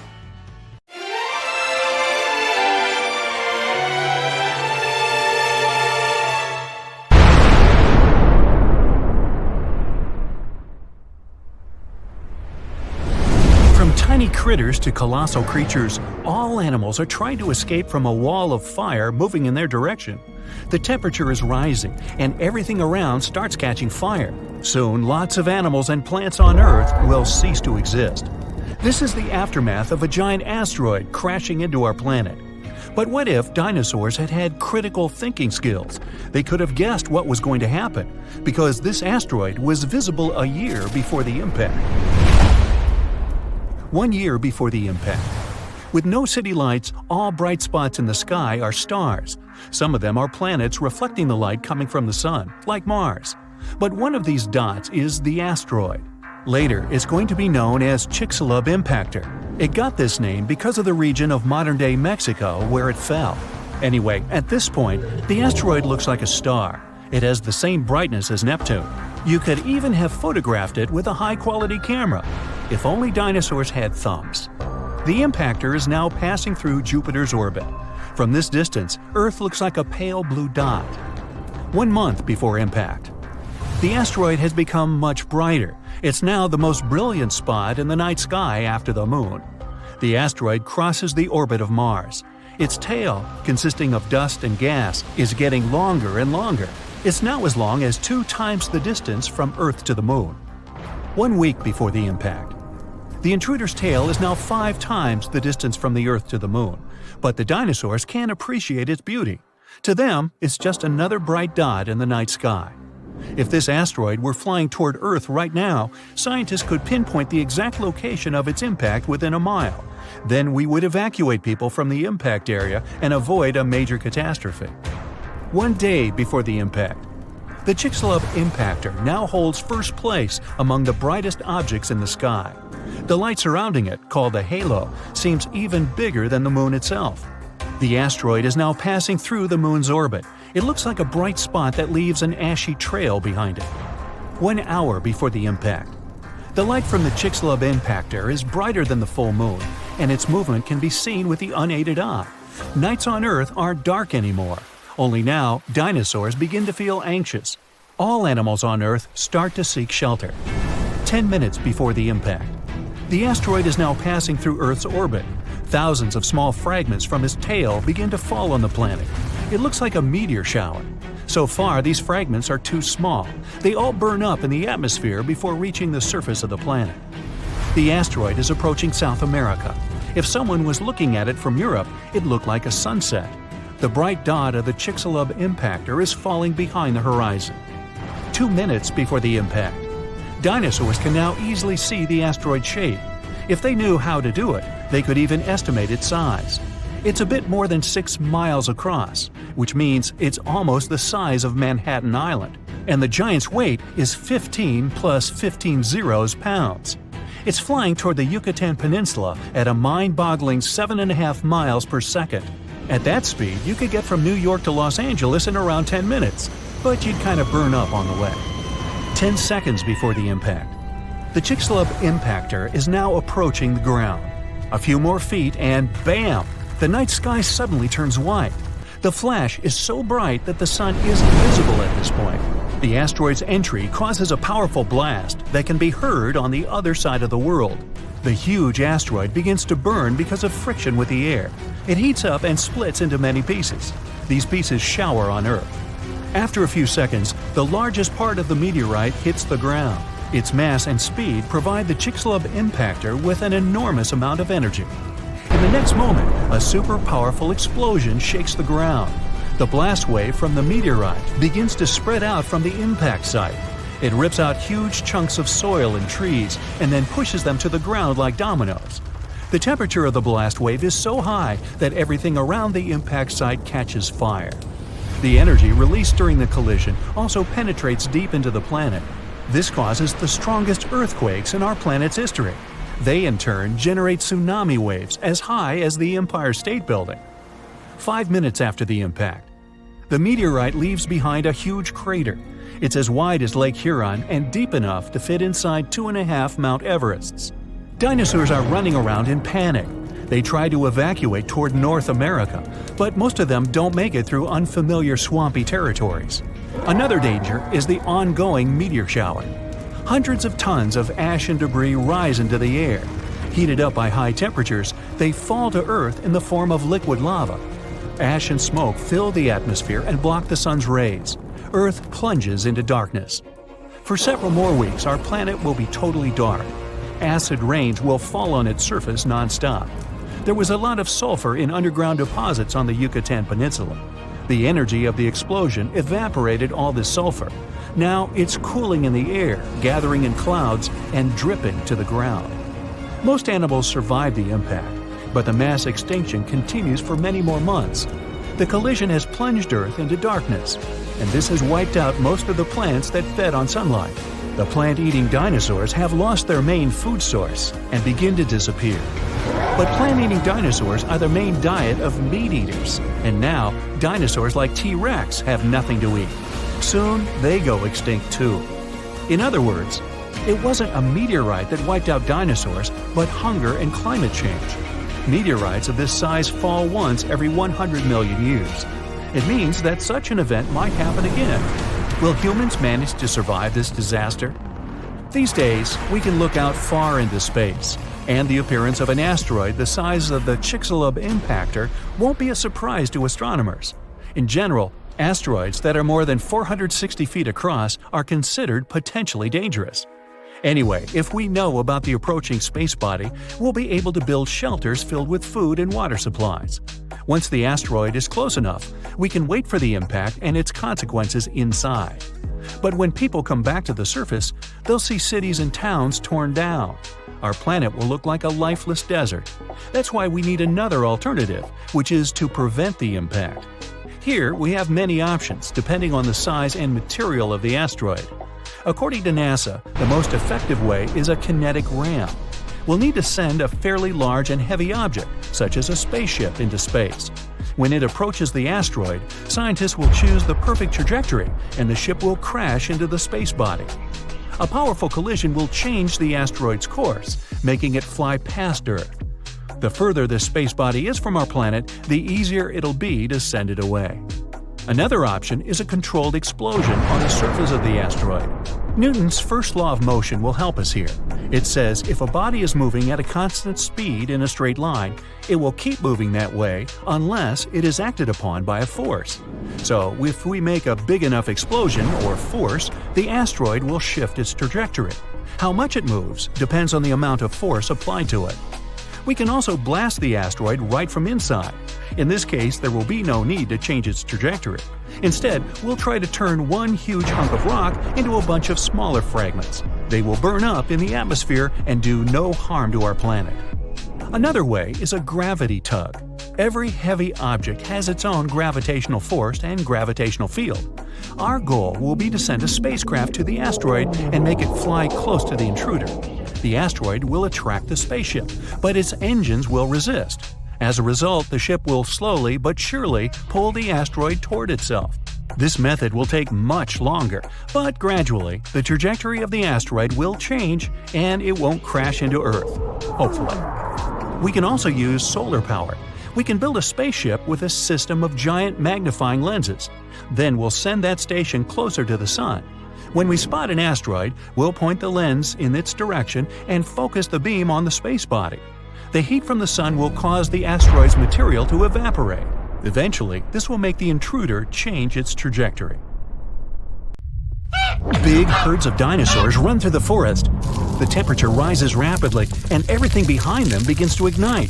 Some dinosaurs get stuck in swamps and can't get out. Pterodactyls fly over their heads as they try to avoid the blast wave that will soon cover the Earth. This event happened about 66 million years ago. It wiped out almost every living thing on Earth. Birds and flying dinosaurs were just about the only ones who could survive the most massive extinction event ever. Hey, don't blame me, I wasn't around then. Let's go down their evolutionary tree to look at the world's first bird, Archaeopteryx. It was about the size of a modern raven, but it looked like a small dinosaur with feathers. It had many small conical teeth, almost like alligators. It's because Archaeopteryx was closer to reptiles than to birds. However, its brain was 3 times larger than that of these reptiles. Although it had wings with feathers, it could hardly fly like modern birds. Its shoulder joints didn't allow it to lift its wings above its back, so it couldn't make a full wing beat. Most likely, Archaeopteryx was capable of gliding flights with small wing flaps. Evolution has led to more evolved species capable of full flight. Pterodactyls. These guys had no feathers, but membranes made of skin and muscle. Its wingspan was about the length of a human leg. It could fly perfectly and catch fish and small animals. Although flying dinosaurs could easily outrun terrestrial predators like velociraptors and T-Rexes, most of them didn't make it through the impact of a giant meteorite. Let's look at this event step by step to see how they got to our time. 10 minutes before the meteorite crash. A massive rock about the size of Manhattan Island is moving towards Earth in space. It weighs 460 trillion tons. That's like 3 trillion blue whales, the heaviest mammals that ever lived on Earth, and it's approaching our planet at 12 miles per second. At that speed, it could cross the Atlantic Ocean in just 4.5 minutes. That's twice as fast as our modern spacecraft could fly. 5 seconds before the meteorite crash. Ooh, this is getting tense. The Earth's gravitational force continues to pull the giant meteorite. It blows a hole in our atmosphere and creates a popping sound so loud you could hear it on the other side of our planet. All the animals on our planet wake up in a panic. They lift their heads up and see a huge rock that begins to burn through the air. Smaller fragments start to break away from the main meteorite. This fire is so bright that it shines almost like the sun. Flying dinosaurs and other ancestors of modern birds are the first to sense danger. They make a beeline to the sky and try to fly as far away from the impact site as possible to save their lives. The moment of impact. The colossal mass and velocity of the meteorite give it an enormous amount of energy. As soon as it touches the Earth, it causes an explosion of 150 trillion tons of TNT. The blast wave literally rips out chunks of our planet and throws them up. A huge wall of energy begins to move from the point of impact in all directions. It snatches the trees out with their roots and pushes them to the ground like dominoes. The shockwave completely wraps around our planet. This energy turns into heat. Everything around the impact site begins to ignite. Green jungles and trees turn into smoldering charcoal in seconds. The ground and rocks simply evaporate. The collision caused a massive earthquake. Some dinosaurs may have fallen into cracks that appeared in the ground. A strong earthquake caused a tsunami, with waves higher than the Empire State Building. Dinosaurs that weren't trapped in the burning forest were washed away by the enormous waves. The dinosaurs of North America tried to escape by running to the north, but the blast wave inevitably catches up with them. Flying dinosaurs have no problem with earthquakes or tsunamis. They fly high enough to avoid the giant waves, but they will have to contend with continuously falling meteorite debris. 5 minutes after the meteorite crash. A meteor shower of giant rock fragments continues to fall to Earth. Some meteorites were the size of a car, others were more like a large building. Ashes and dust rise into the air. Their temperature is so high that they melt and turn into liquid lava and then fall back to Earth, causing more fires. Meteor showers cause trouble for flying dinosaurs too. They have to maneuver and dodge the falling red-hot rocks. The high temperatures are a huge problem for them because it might make them lose feathers. With no feathers, they aren't able to fly. 10 hours after the meteorite crash. The dinosaurs continuously ran north all this time. They found themselves in unfamiliar territory with many swamps. Giant dinosaurs like T-Rexes have legs as long as an adult human's height. They have a chance to get through this terrain, but if they fell, they could never get back up. The smaller dinosaurs like Triceratops had short legs and couldn't go through the dense swamps. 1 month after the meteorite crash. 15 trillion tons of ash were ejected into our atmosphere. A dark cloud blocked the sun, and the Earth was immersed in complete darkness. Surviving plants couldn't feed on the sun's energy and stopped producing oxygen. Surviving dinosaurs could hardly breathe because of the lack of air and a large amount of dust. The lack of sunshine in the sky made phytoplankton disappear. Many marine animals were left without their only source of food. The dust and ashes in the atmosphere prevent our planet from getting heat from the sun, and the temperature here is beginning to drop. The place where the meteorite fell was rich in sulfur. This toxic acid evaporated at the time of the impact and formed in clouds. Now there are acid rains on Earth. Flying dinosaurs now have to hide from these rains. They have to stay in caves and can't go outside to get some food. So far, a large number of terrestrial and flying dinosaurs have survived. They come out to see the aftermath of the disaster. The site of the impact was in present-day Mexico, the Yucatan Peninsula. The Chicxulub crater is located here.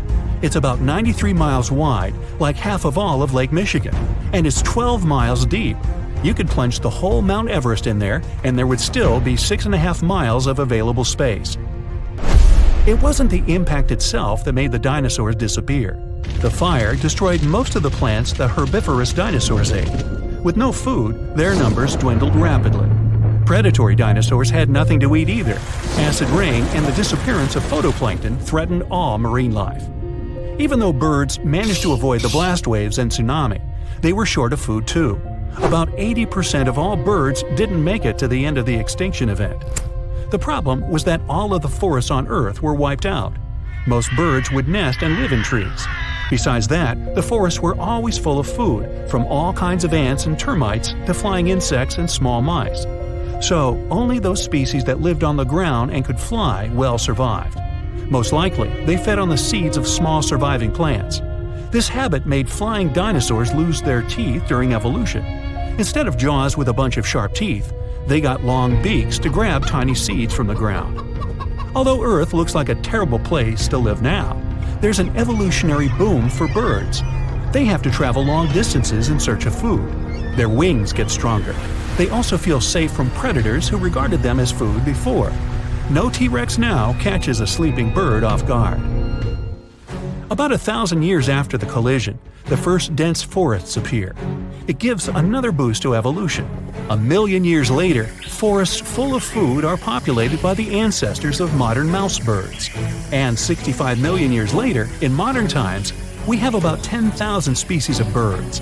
Pigeons, crows, eagles, and hawks, even penguins. These are all descendants of the dinosaurs. But there were other survivors. Some alligator and crocodile ancestors were able to adapt to changing conditions. About 80% of turtle species managed to survive the mass extinction, and now their descendants live among us. Snakes and lizards were also able to wait out the hard times in their burrows. Even some mammals, like monotremes, survived. This hedgehog-sized animal was able to continue to evolve. Many millions of years later, these mammals evolved into primates, which later gave life to modern humans. Much, much later came the iPhone. Alright, check this out. Water boils faster when you add a bit of salt. Myth. It doesn't make any difference, and even if it does, it may take longer for the water to boil. But it might make your pasta taste better. Just saying. Bats are blind. Not true. The myth probably comes from the fact that they're nocturnal creatures and have extraordinary hearing abilities. They chase mostly when it's dark and rely on a thing called echolocation, but it doesn't mean they're blind. Their eyes aren't useless, they're just adjusted to low light conditions. A blue whale is so big, its tongue can weigh as much as a big elephant. True. Yep, these fellas are huge. You lose more heat through your head. Nah. The real reason why people believe it is because when it's cold, our head is the only part we're most likely to keep uncovered. If we went outside wearing just a t-shirt, we'd lose heat through our arms, not to mention legs, hips, and other parts. So, wear a hat, guys. Tongue Map says we have different parts for different tastes. Not really. There are individual taste buds that sense certain flavors more than they do with others, but it doesn't mean one area can taste sweet better than the other. Studies showed all mouth areas have taste buds sensitive to all tastes. Hey, check out this tongue map for the blue whale. Looks like she's partial to plankton. Dinosaurs were giant. Well, that's false. Movies show them as huge scaly lizards, but nope. First off, there were many smaller dinosaur species, and some of them were as small as a turkey or a pigeon. Plus, some dinos, like T-Rex, were even covered with feathers, especially at the early stages of their lives. Oxygen is colorless. Partially true. In gas form it has no color, but in solid or liquid form it has a sky blue shade. Chameleons change color because they want to match their surroundings. Myth. That would probably be a very tiring thing to do. In reality, some other things like mood, temperature, or the amount of light they get affect their color. When chameleons relax and stretch cells, crystals that are inside of them are affected by the light. These animals use crystals to communicate with each other. So, for example, darker shades show that they're not in such a good mood. It's more like they kind of feel aggressive. So I think I'll back off here. Neanderthals aren't our ancestors either, even though they lived with modern humans at the same time at one point, but mostly in different areas of our planet. So they're not just a stage of human development, but a different lineage. They were also pretty creative. They used fire, made tools, ate medicinal plants, cleaned their teeth, and so many more things similar to our species. Neanderthals probably went extinct because of harsh climate changes.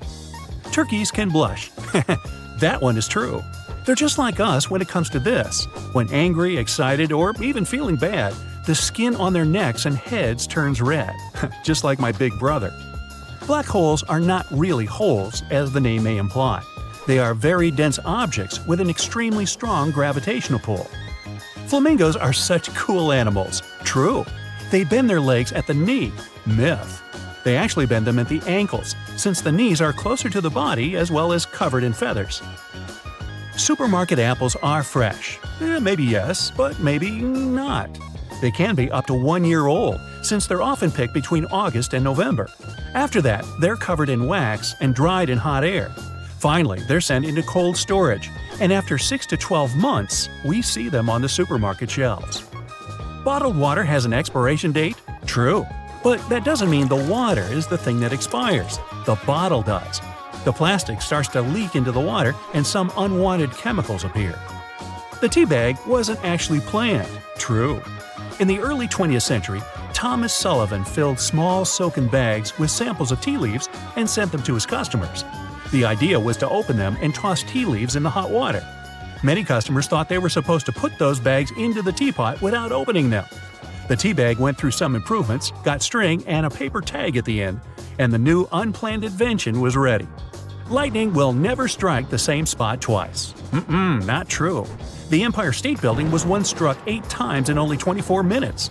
There was a terrible storm, and nothing could or can generally keep lightning away from the place that got hit. If a struck place has features that attracted the lightning in the first place, like terrain shape, standing water, or height, it may attract it once again. You have so much DNA in your body that you can actually stretch it from the sun to Pluto and back. True. And not just once, 17 times. Of course, you're not going to look the same after you do that. Crocodiles are one of the oldest species in the world. Yup. They have been around for 200 million years already. Like my neighbors down the street. Opossums sleep while hanging by their tails. You can see that in cartoons and some photos, but in general, they don't. Their tails are really strong, so these animals can grip branches and hold their weight, but only for short periods. Adults are really too heavy to stay in this position for too long, so they wouldn't get much rest.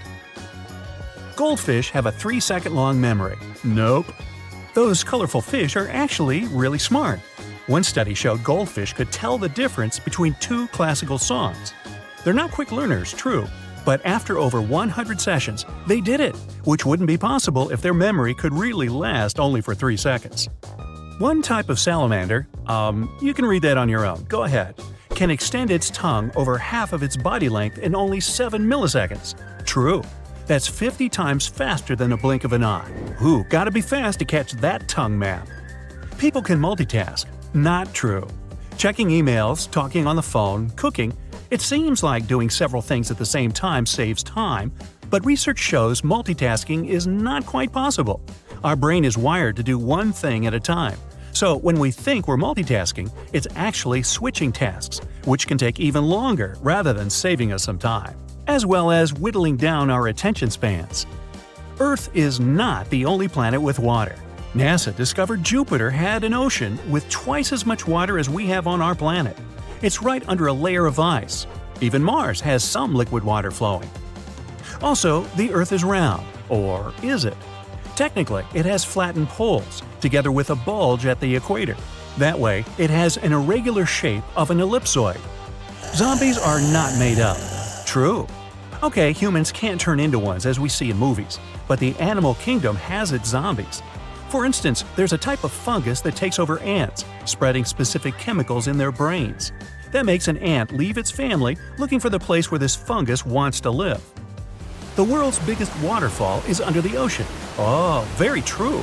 It's in the Nordic seas. The cold seawater is denser than the warm waterfall. The drop is almost 2 miles long. The smallest wasp in the world is not bigger than an amoeba. True. This wasp has the same body parts as other bugs, like eyes, wings, brain, legs, and more, but it's just 0.008 inches long, which, in most cases, makes it smaller than one-celled organisms we also know as amoebas. Snow can only be white. Not true. And I'm not talking about the snow near fire hydrants. For example, there are some mountains with pink snow, like the Sierra Nevada in California. Its color is caused by a certain type of algae living there. Aurora borealis has a sister. True. It's called Aurora australis, and you can see it in the southern hemisphere. The best time to see it is in winter. Over 99% of atoms is empty space. True. If we collected all the people in the world together and removed all the empty space between the atoms out of them, the population of Earth would fit into the size of an average orange. I think we should try that. Then I could finally get a seat on the bus. Dolphins communicate and call each other by names. True. They use specific vocal whistles to identify each other. So long, and thanks for all the fish. The toilet flushes in different directions when on different hemispheres. Nope. The direction is the same whether the toilet is in Australia or France. Really? A snail can have a pretty extended nap. True. Some snails can sleep for around 3 years in a row.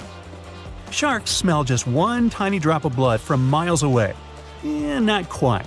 Sure, their brain region in charge of smelling odors is enlarged, but the ocean is really big. Plus, it takes time for odor molecules to spread in liquid. On a pretty good day with favorable currents, a shark may smell the prey from a distance of a couple of football fields away, but not miles. Finally, penguins propose to their significant other. True. They're monogamous, and after choosing a mate, the male gives the female a pebble to show his affection. Ah. So your starship is flying through space at 99.9% of the speed of light. Hey, aren't you cool? The stars turn into bright, continuous lines. Infinite outer space has shrunk into a tunnel. A bright flash ahead. Boom! Starship shoots out of the tunnel like a cork. You see the ancient Earth. The computer says you went back 70 million years. You're a paleontologist of the future who traveled through time for one purpose: to see with your own eyes the most underappreciated dinosaur in history. You have come down to Earth and are walking through the jungle. Suddenly, you hear a mighty roar. There's a dinosaur coming out of the trees. It's more than twice your height and weighs as much as 4 cars. Scientists have found only 2 huge arms left of this dino. For 60 years, Dinosaurs has been a major mystery in paleontology. Now we can see this creature in its entirety. They managed to find a complete set of fossils in Mongolia. Translated from Latin, the name of this dinosaur means terrible hand. Apparently, this dino was lousy at playing poker. Dinosaurs is an animal cocktail that nature is prepared to make you both shriek and laugh. Let's take a look at it from the point of view of the evolution itself. First, we take the T-Rex. Dinosaurs and the king of the dinosaurs are about the same size. From the T-Rex, we'll only leave the powerful hind legs and the long tail. Instead of small forelimbs, we'll attach mighty 8-feet-long arms. And let's not forget about the fingers with razor-sharp claws. Each claw is as long as a kitchen knife. Then we add a hump like a camel's, a neck like an ostrich's, and a horse's head. And instead of a toothy mouth, we put a duckbill. Now our Dinosaurus is ready. It also has long and sharp claws on its flat feet. Such broad soles help it walk along the river bottom and not sink into the silt. Most scientists believe it was covered in feathers too. Plants were the main dish on this dinosaur's menu. To digest plant food, Dinosaurs swallowed stones. Many modern birds do the same. Stones in the stomach grind the tough plant fibers. In one of the Dinosauruses, scientists found 1,400 of those. Yes, this dino had a huge belly, which slowed it down a lot. With such a size, Dinosaurs lived for a very long time, 75 to 300 years, give or take. In a 100-million-year-old piece of amber, they found strange bones. They belong to the smallest dinosaur known to science. Take 2 paper bills from your wallet. This dino weighed the same. It was about the size of a modern hummingbird. Scientists don't know what the tiny dinosaur looked like more, a lizard or a bird, but they're pretty sure it could fly and hunted insects. Over 100 sharp teeth confirm that. What happens when you cross a chicken and a crocodile? You get one of these bad guys, a Hesperonychus. This dinosaur was small but had quite an attitude. It lived in North America and probably hunted mammals. It weighed only 4 pounds and was covered in feathers like a chicken. If the sloth was a dinosaur, it would look like a Suzhou lizard. It moved on 2 legs, was as tall as a modern giraffe, but weighed 3 times as much. Suzhou lizard had feathers on its body, and a long neck helped it look in all directions. Overall, the tail of this dinosaur made it look like a giant rat on 2 legs. When scientists first saw the fossils of this animal, they didn't believe they were real. The velociraptor looks like a hybrid of a velociraptor and an ostrich, only this dino was the size of a goose. The creature's strong hind limbs confirmed that it could walk on land. The dinosaur hunted fish, diving underwater for its prey. Now, we're used to flying animals having 2 wings, but evolution loves to break the rules. The Microraptor had 4 wings. Strong feathers were attached to each of those. The dinosaur weighed no more than 2 pounds. Its feathers were black and shiny like a crow's. There are no birds on the planet that have 4 wings. That means they evolved from 2-winged dinosaurs. Microraptor was the dead-end branch of evolution that didn't give way to any new species of animals. It seems that this hard-to-pronounce guy, I'll give it a shot, Tanystrophus, was a dinosaur drawn for a cartoon. But it existed in reality and lived in the water. It weighed 300 pounds and was 20 feet long. Half of its body was a flexible neck the size of a green anaconda. Scientists don't know why the creature had such a long neck. Most likely the dinosaur used it to catch fish or play jump rope. Imagine that 66 million years ago, I wasn't around then, an asteroid didn't crash into our planet. The dinosaurs didn't disappear, and the mammals failed to dominate the Earth. This means the primates didn't evolve and remained in the trees. Who would have taken the place of primates in such a world? Many scientists believe it could be Troodon. The dinosaur had the largest brain relative to body size. It walked on 2 legs and was about the size of a human. Hypothetically, Troodon could evolve and become as intelligent as we humans are now. By the way, the smallest brain relative to body size belongs to Stegosaurus. It was the largest of the armored dinos. It was a plant eater, but its powerful tail and sharp spikes were feared by all hunters of the age. A Stegosaurus weighed almost 4 tons, but its brain was meh, not much larger than a hot dog. Pagomastax was no bigger than a domestic cat, and it ran wild and free in Africa 100 to 200 million years ago. Imagine a bipedal lizard that looks like a parrot. Pagomastax was covered both with feathers and porcupine-like quills. It had a beak, but 2 sharp fangs grew from the lower jaw. Still, the creature's scary appearance is deceiving. The dino ran fast and could bite hard, but it was a peaceful plant eater all the same. Now, this one, Linhenicus, lived 80 million years ago. It resembled an ostrich that weighed like a medium-sized parrot. It could run quickly and hunted insects. Instead of arms, this dinosaur grew 2 tiny fingers with claws on their ends. It's the only one-fingered dinosaur known to science. This strange creature was one of the ancestors of modern birds. Jeholopterus was a flying dinosaur, looking as if it came straight from a sci-fi movie. It looked like a cat with bat wings. The creature was feeding on insects, but there's another theory that it could feed like a mosquito. This dino landed on the backs of large dinosaurs and pierced their thick skin with sharp fangs. Now, this is a fairy tale unicorn. It's as white as snow, beautiful and graceful. And this is a Qingdao lizard, the real-life prototype of that horned horse. A bony horn more than 15 inches long grew on its head. Perhaps the horn helped float in the water, attract partners, or make different sounds. The fairy tale unicorn is definitely cuter than this prehistoric creature. Our next guy, Inostrancevia, resembled a cross between a lizard and a tiger. Imagine an animal that weighs as much as 5 wild boars, with the body length of a sedan. Limbs with sharp claws, fangs similar to those of a saber-toothed tiger, and powerful jaws. It was one of the most dangerous animals that roamed the planet Earth. It occupied a niche that today belongs to lions, tigers, and other large cats. Next, please. Epidexiturus. Now, this is a small dinosaur about the size of a pigeon. It couldn't fly, but it was one of the first dinos with feathers.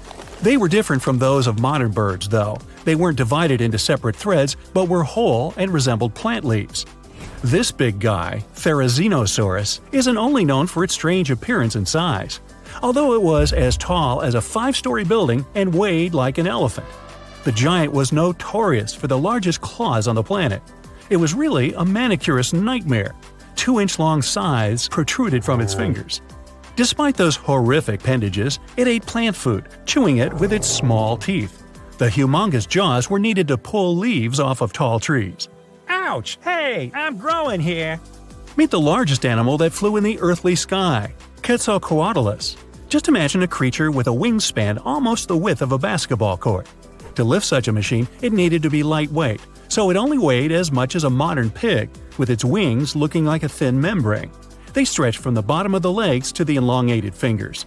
Artists often depict this creature covered in feathers, but its body was actually coated with fibers similar to human and animal hair. Acrotholus is an unusual dinosaur that wore a cap made of hard bone. No, not a baseball cap. The creature was the size of a Labrador Retriever dog, but not as friendly. It wouldn't run after a stick. Rather, it would rush and ram its hard head into the rival of the same species or a predator. Hello and welcome to the fight of the century. Today in our ring is Tyrannosaurus rex, the king of all dinosaurs that lived on Earth about 70 million years ago. T-Rex was one of the largest terrestrial predators ever existed. Even its name, Rex, means a king. And a round of applause for its opponent, Spinosaurus, a large lizard-like dinosaur that's 20 million years older than T-Rex. It can be recognized by the sail on its back. With its help, Spinosaurus could scare away predators and appear even larger than it actually was. And with that sail and tail, it was one of the few dinosaurs that could swim. We'll have 5 rounds plus a bonus round. The challengers will get 1 point for each round, and then they will step into the ring for a final battle. The first round is size. The biggest individual of T-Rexes was Scotty.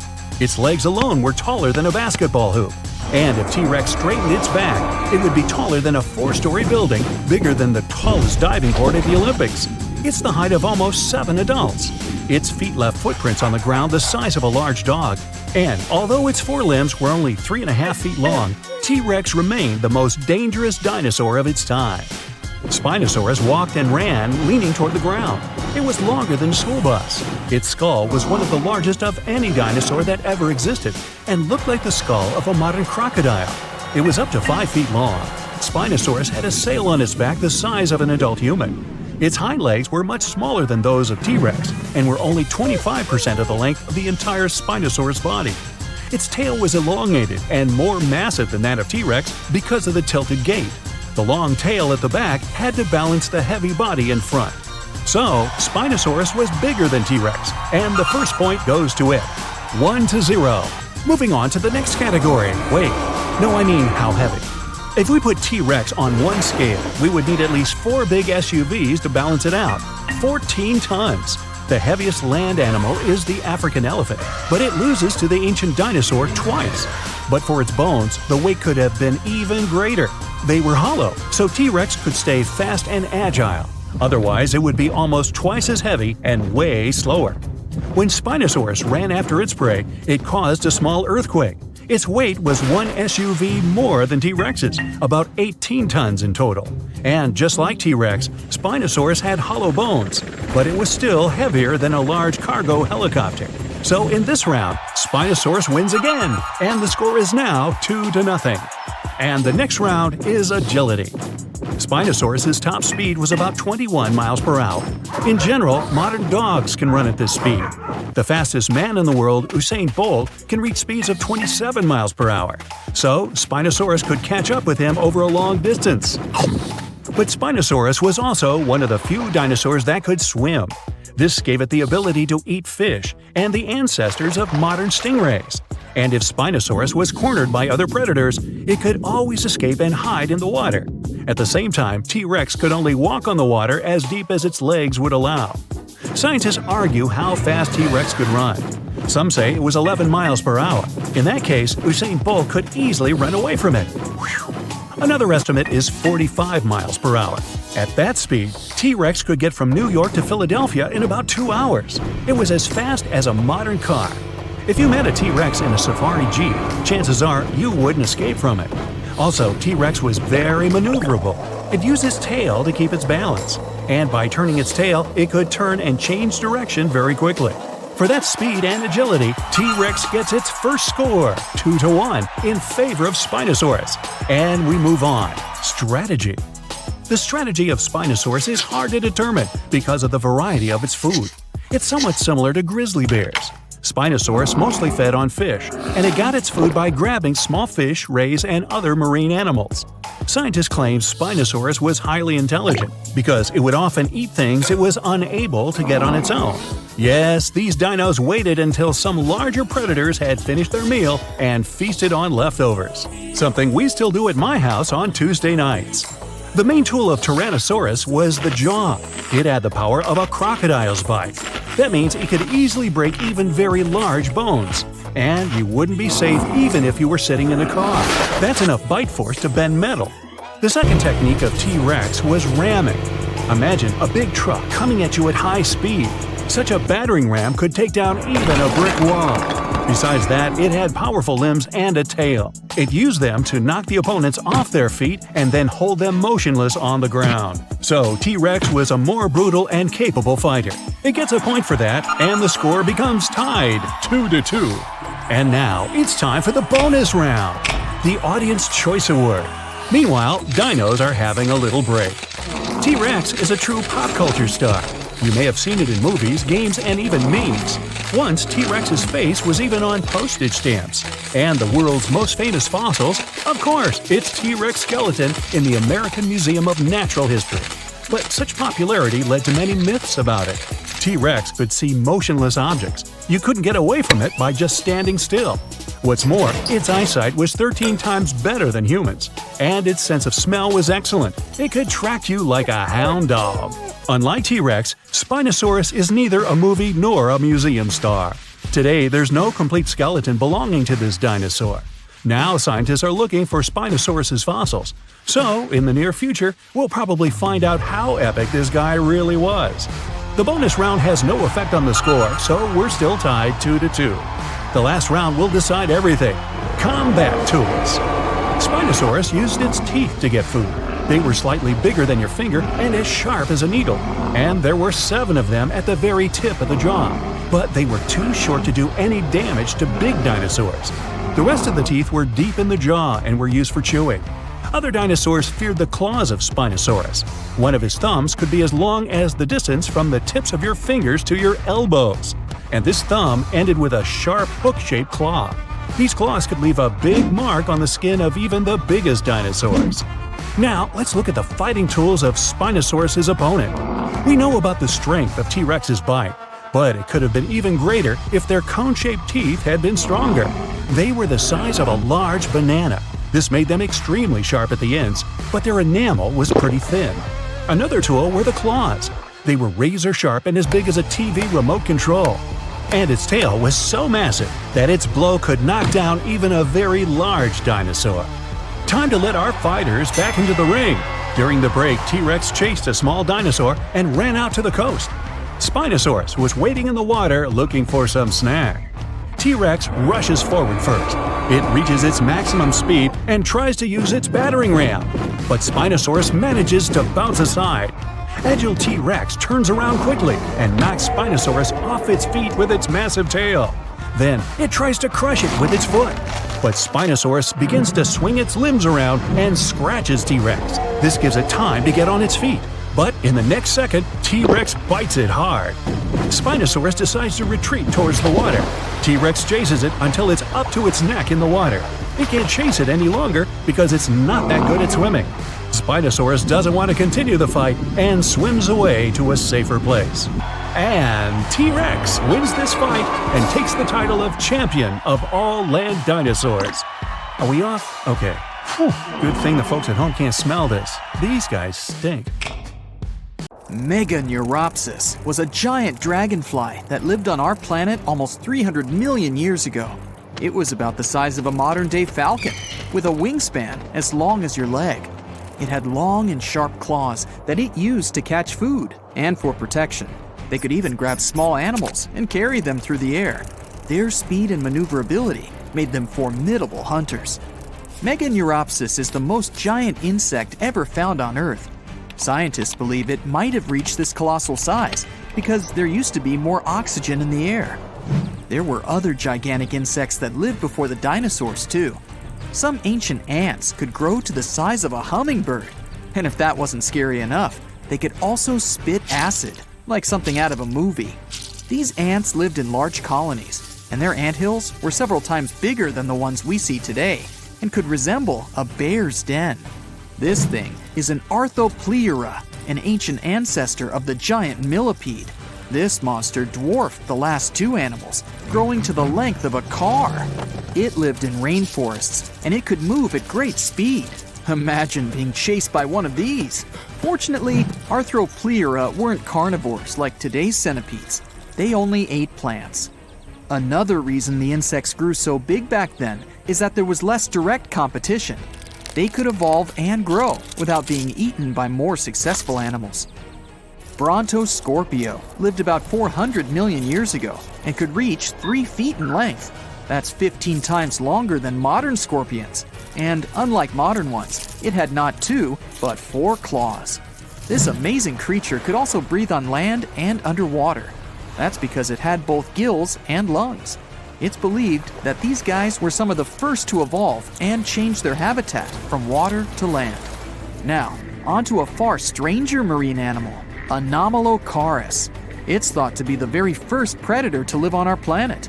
It was half the length of a human, their eyes had color vision, and they were likely the most advanced of any living organism 500 million years ago. They used their sharp claws and mouth parts for hunting trilobites, crabs, and sea scorpions. It's possible that Anomalocaris was what eventually pushed crabs and scorpions onto the land.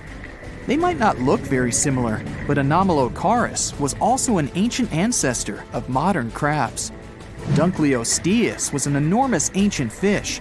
These guys were half the length of a school bus and weighed the same as a small car. They had no teeth, but evolved to use the bone plates on their jaws as a replacement, leading to their crazy appearance. This allowed them to have the biting power of a modern Mississippi alligator.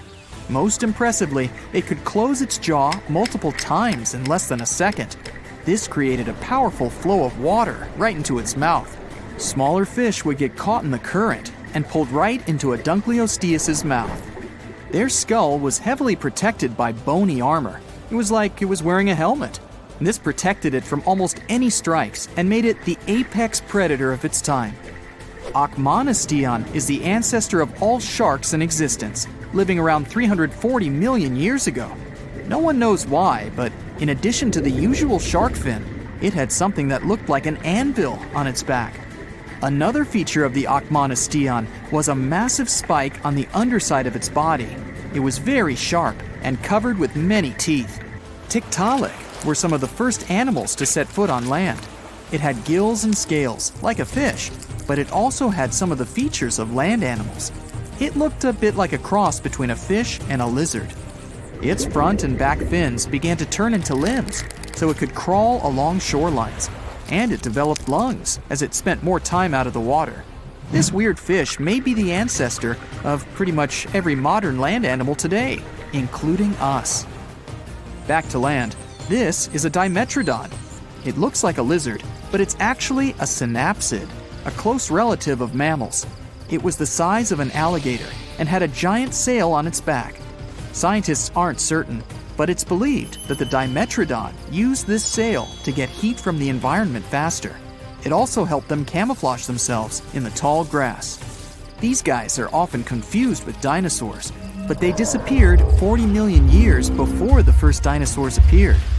Over time, synapsids evolved into full-fledged mammals. And if we go further down this chain, we'll find out that humans evolved from these guys too. Dinocephalians. The name of these guys literally translates to scary-headed. This is because, in the process of evolution, their skulls became much thicker. These creatures were usually 19 feet long and weighed the same as a car. Some of them had long fangs like a saber-toothed tiger, but these giant lizards were herbivores. That doesn't mean that they were completely peaceful and docile, though. Scientists believe they fought within their species. They smashed their heavy foreheads into each other, like rams do now. Dinocephalians existed at a time when all our continents were still connected in a supercontinent, called Pangaea. Gorgonopsia looked a little like Dinocephalians, only these guys were carnivores. They were about the size of a wolf, but they spent a lot of time in water too. They usually lived on coastlines and could dive into the sea looking for food. They were also the first predators that could run fast. This is one reason why Gorgonopsia ruled the world about 265 million years ago. Later, these species mysteriously disappeared, leaving the dinosaurs to dominate the Earth. The cause of the mass extinction about 240 million years ago is unknown, but the second event that caused the extinction of 95% of all living organisms on Earth was a giant meteorite. The oldest tree remains are 385 million years old. Archaeologists found them inside a rock, where there were traces of the roots of many species of trees. These ancient trees evolved and began to turn the carbon dioxide in the air into oxygen. Gradually, they created the atmosphere we have now. This is the oldest winged insect in the world, Rhyniognathus. It's about 400 million years old, and there's still debate about the way it lived. Supposedly, it fed on plants, but it also might have eaten other animals. The oldest species of millipede is Pneumodesmus pneumani. It may have been the first living organism to breathe on the barren earth, around 400 million years ago. This little guy was only as long as a seed, but we only have one fossil, so they might have grown a bit bigger. Pneumodesmus might be a distant relative of all the millipedes and centipedes that exist today. The farther we go back in time, the more bizarre the living organisms look. 480 million years ago, Agirocassis coasted through the ocean. For its time, it was the largest animal on the planet, reaching 6.6 feet in length. Fortunately for other sea creatures, it wasn't a scary hunter. It ate the same way that the blue whale does today, swallowing loads of water so it could catch all the tiny things living in it. Dickinsonia lived 550 million years ago. These floating ovals varied a lot in size. Some could be the size of a fingernail, while other species were as big as a kitchen plate. The largest Dickinsonia may have been as wide as a stingray. These animals are so primitive that they didn't even have a skeleton. Some scientists thought it wasn't even an animal, but a fungus. But that was later disproven. Charnia was another animal that scientists originally thought was a plant. They believed that it was just the leaf of something like a fern. They realized that it was an animal when it was found that Charnia lived deep underwater, where photosynthesis is impossible. These guys swam near the bottom of the sea and fed on nutrients from the water. Instead of a traditional digestive system, these things had filters. They ran water through them to catch food in it, like the Agirocassis. The first living organism is thought to have appeared about 4.2 billion years ago. When the oceans first formed, they were filled with things needed for life to exist. Under high temperatures, this matter began to interact and join together, forming the first living organism. This is why we look for planets with liquid water.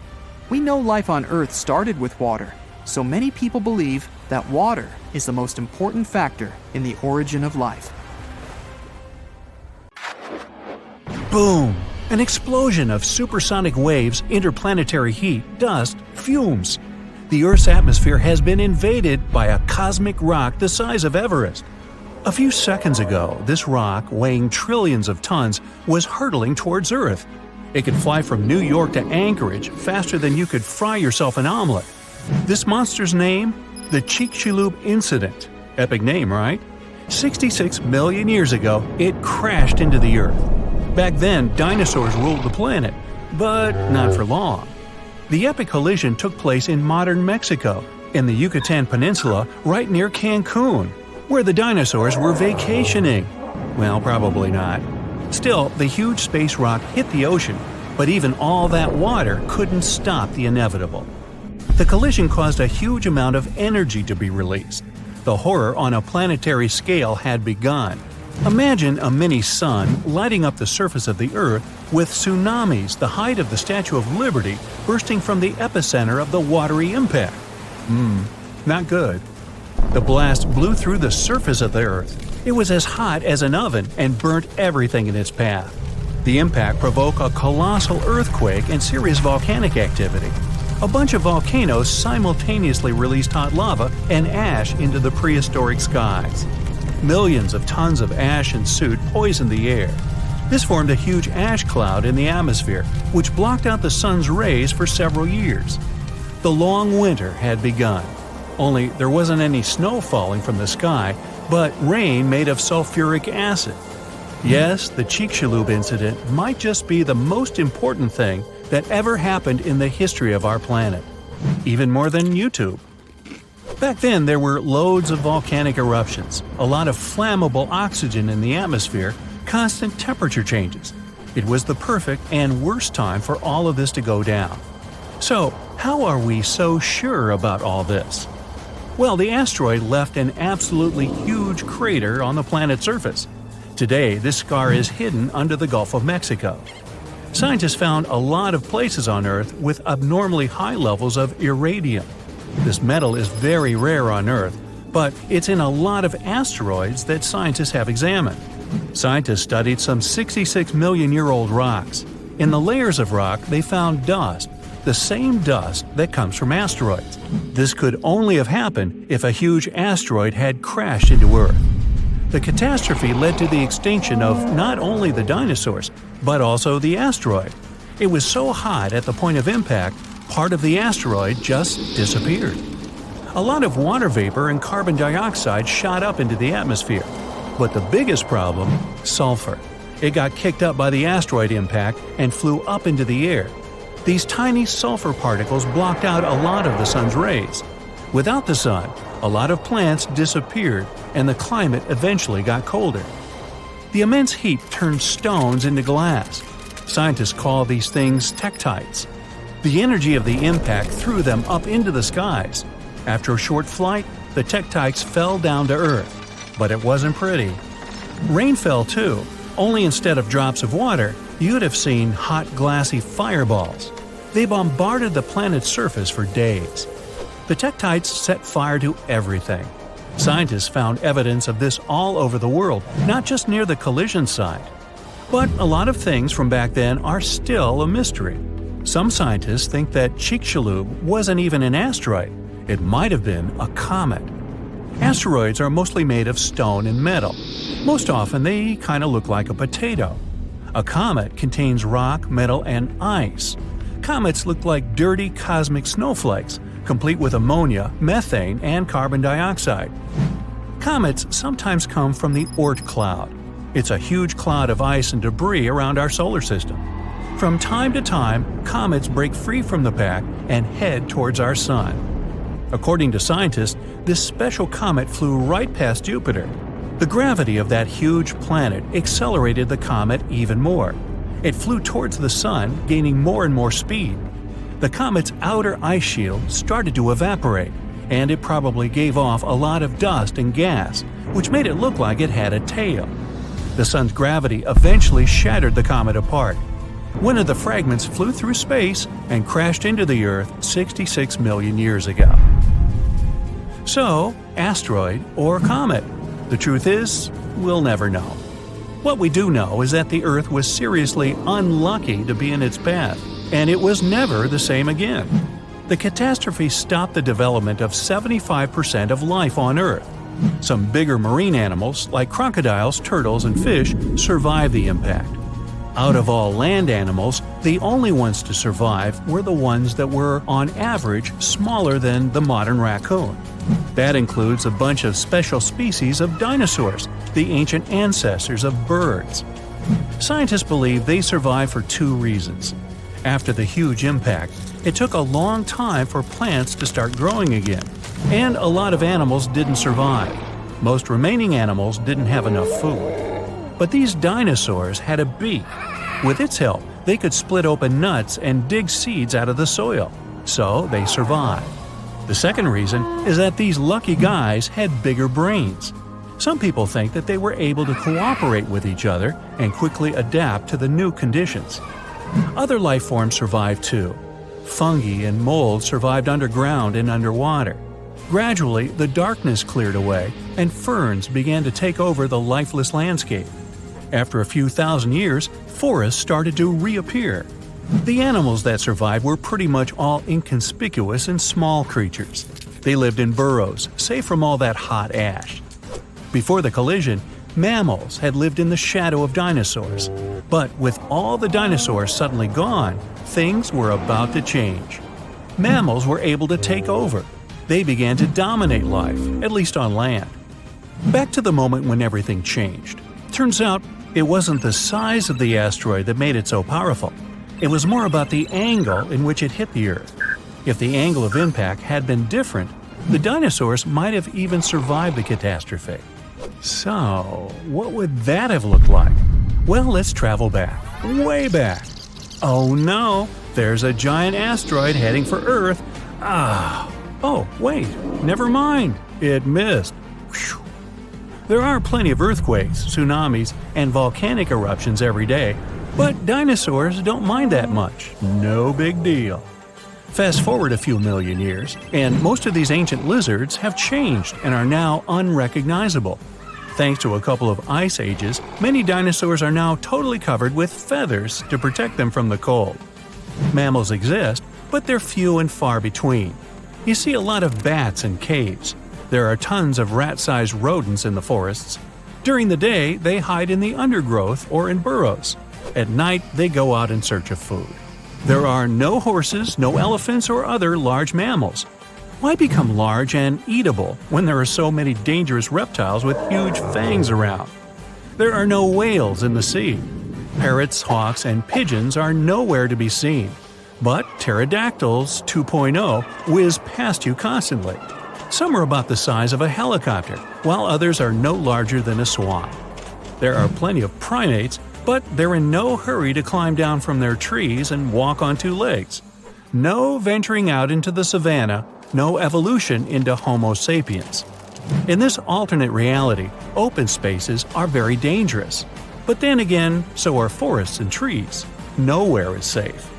To get some delicious primate treats, many smaller dinosaurs learned to climb trees. This was already happening back in the Cretaceous period, right before that huge asteroid just missed Earth. Whew, that would have been an epic collision. Dinosaurs have grown wiser since that near miss. Some are even as smart as a modern chicken. A large brain uses a lot of energy, and that's not always a good strategy for survival. Safer to keep brains small and keep making those teeth bigger and pointier. You know, when someone says dinosaur, a picture of a giant scary monster mostly pops up in our brain. Even their name means terrible lizard in Greek. Yup, some of them definitely incited fear and trembling whenever they went. But not all dinos that used to walk, fly, or swim were gigantic. Plenty of them weighed less than 130 pounds. Some were the size of today's pigeons.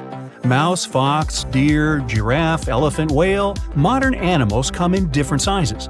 But out of around 700 known dinosaur species, there's a big gap between gigantic and those smaller ones. No middle-sized dinos documented or found.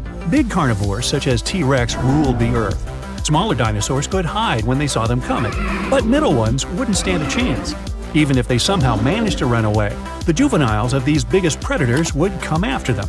These dino teens acted like a species of their own. As they were growing up, they would get their predatory features, but they were still strong enough to catch middle-sized adults of some other dinosaur species.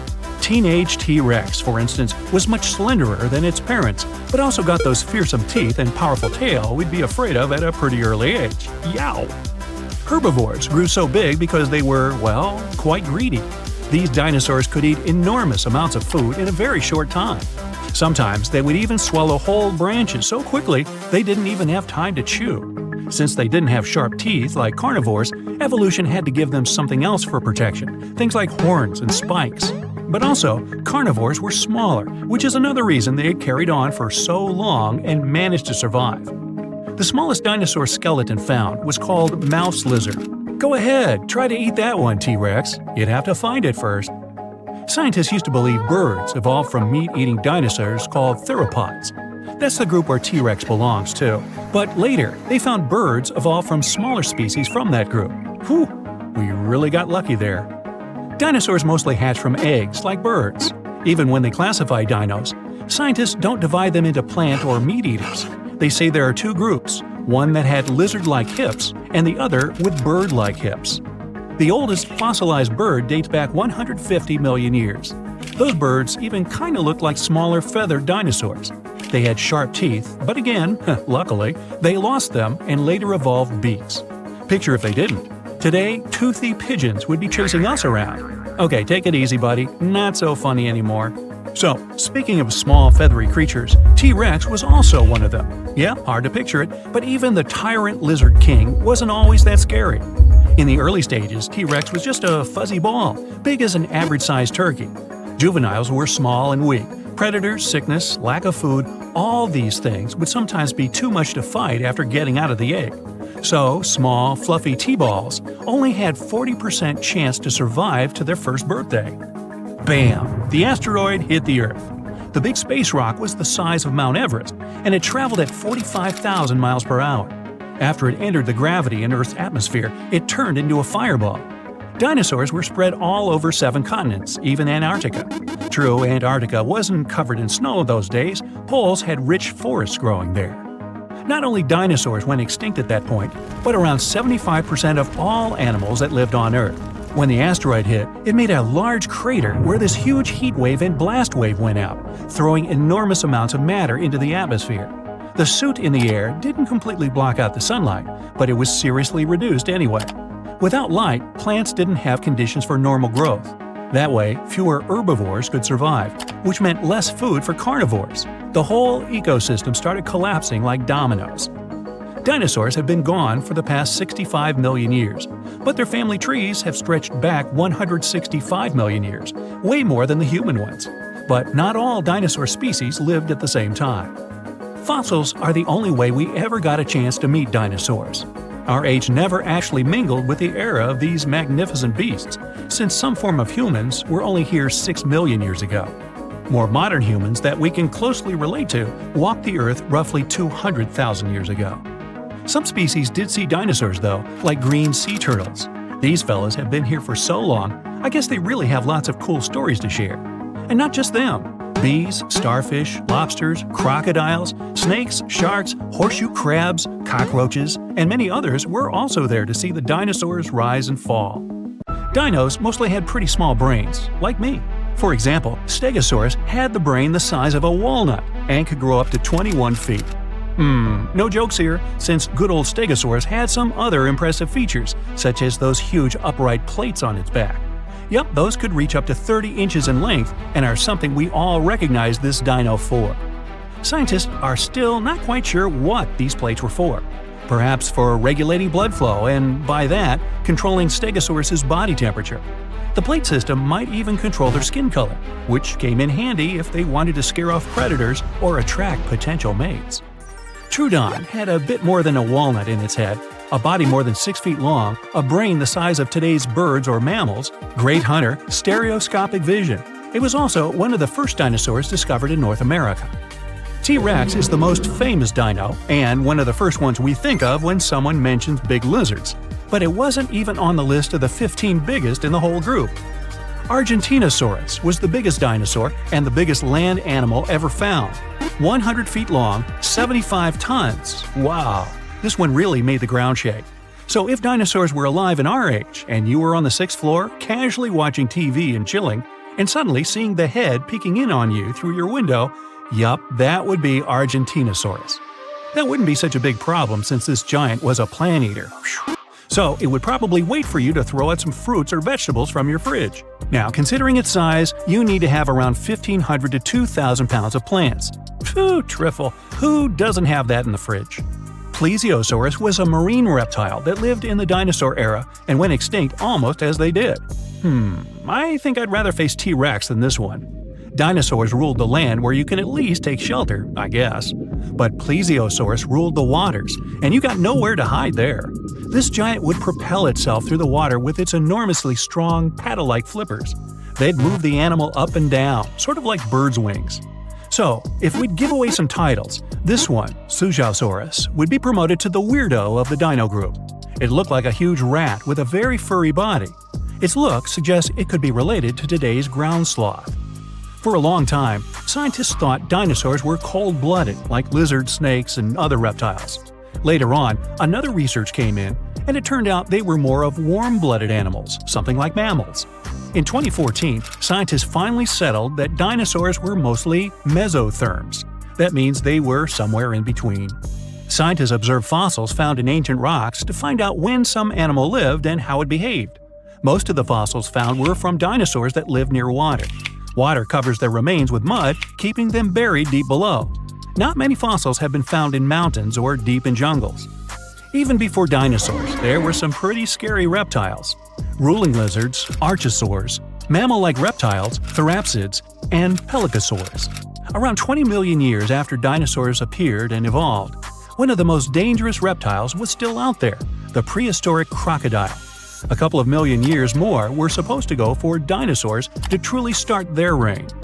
No one ever discovered what kinds of sounds dinosaurs really made. In movies, people mix various sounds some of today's animals produce. For instance, T-Rex had a roar that was a combination of a tiger's snarl, the squealing of a baby elephant, and an alligator's croak. And its breathing was the sound of air going through the whale's blowhole. Same with their color.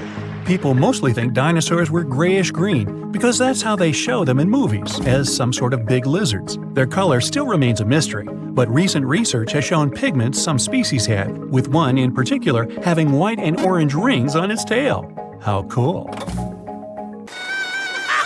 That's funny. Well, everything is when you're a giant hyena, Pachyrhinocheuta. If you want to picture how animals from ancient times look like, just imagine them way bigger with larger and sharper teeth. And wait, like that isn't enough? Yup, you had to be one mighty beast to survive in such times when everything around you is like 5XL. This hyena was up to 3 feet tall with a weight of 400 pounds. That's the size of a modern lion and around 3 times bigger than today's hyena. The ancient one also had shorter legs, which is also the reason plenty of prehistoric creatures went extinct. Over time, they ran out of food, but couldn't run fast or long enough to catch prey. Also, they couldn't escape quickly enough if there was some bigger guy nearby. Ancient and modern hyenas have quite similar habits.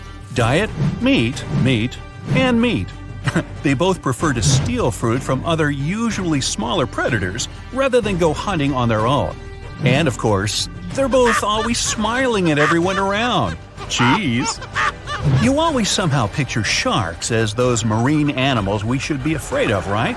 Not whales. They're mostly good-natured, eating their plankton, spraying out water through that hole in their backs and stuff. And of course, they could get a little clumsy from time to time, so they turn over a ship.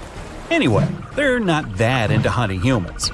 Well, if we all lived in the time of this 50-foot, 50-ton whale, Leviathan, I like to call Toothy, let's just say going to the beach would never be the same. The beast weighed like 6 elephants and was longer than a truck. Oh yeah, about that Toothy thing?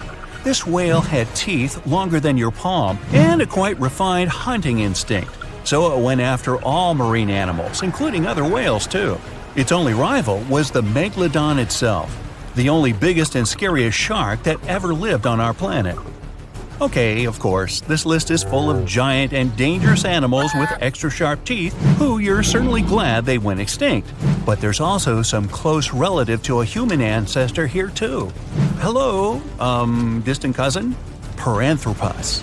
So our cousin P had a big brain, well, at least for those times, and good reflexes, which is why they could defend themselves against some bigger and less brainy creatures that were after them. They mostly ate plants, roots, nuts, soft fruits, young leaves, probably insects, and seeds. They were around 5 feet tall and 150 pounds in weight. Not that big compared to other prehistoric mammals, but still big enough to survive those tough times. Way to go, P! The next one is, yes, I'm very happy these things went extinct, prehistoric mammal, Gorgonopsia. They were something between mammals and reptiles with, of course, very, very big 5-inch saber-like teeth, an 18-inch long skull, and the size of a modern bear. At their beginnings, these guys were really small, no bigger than a dog. After a while, evolution did its thing and turned them into the biggest carnivores of their time, which was over 250 million years ago. I wasn't around then. Scientists still don't know if they had clear skin, fur, or scales, but they do know these beasts had rather long legs compared to the rest of their body, which means they could run much faster than many other animals from those times. Andrewsarchus, or Andy, my nickname for it, is everything you would attribute to today's predators, such as tigers, wolves, or hyenas. Only a bit more intimidating version, of course, with extremely sharp teeth. Who would have thought the biggest meat-eating mammal that ever lived is actually a part of the family where pigs, camels, and antelopes came from?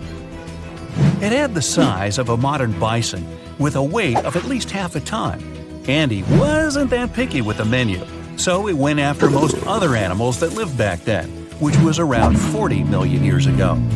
It seems ancient times were those where tigers or some other predators were afraid of pigs, unlike today. Yup, step back, Terminator pig, Entelodon, is on its way. Okay, research actually showed they were more like hippos, whales, and its cousin Andy. But this cool nickname has already been given, so we can't go back. Early Terminator pigs were no bigger than today's swines, but they grew to become cow size over time. They also had short snouts, but a couple of million years later, evolution decided that's not scary enough and made their lower and upper jaws much longer. Oh, and they got an even sharper set of canines, a special How to Creep Your Rivals edition. Whew! Finally, an ancient mammal we don't have to be afraid of. Well, at least if we're not in its way, because if this giant accidentally stepped on you, squish. But at least its menu consisted of plants, so we would be safe at some point.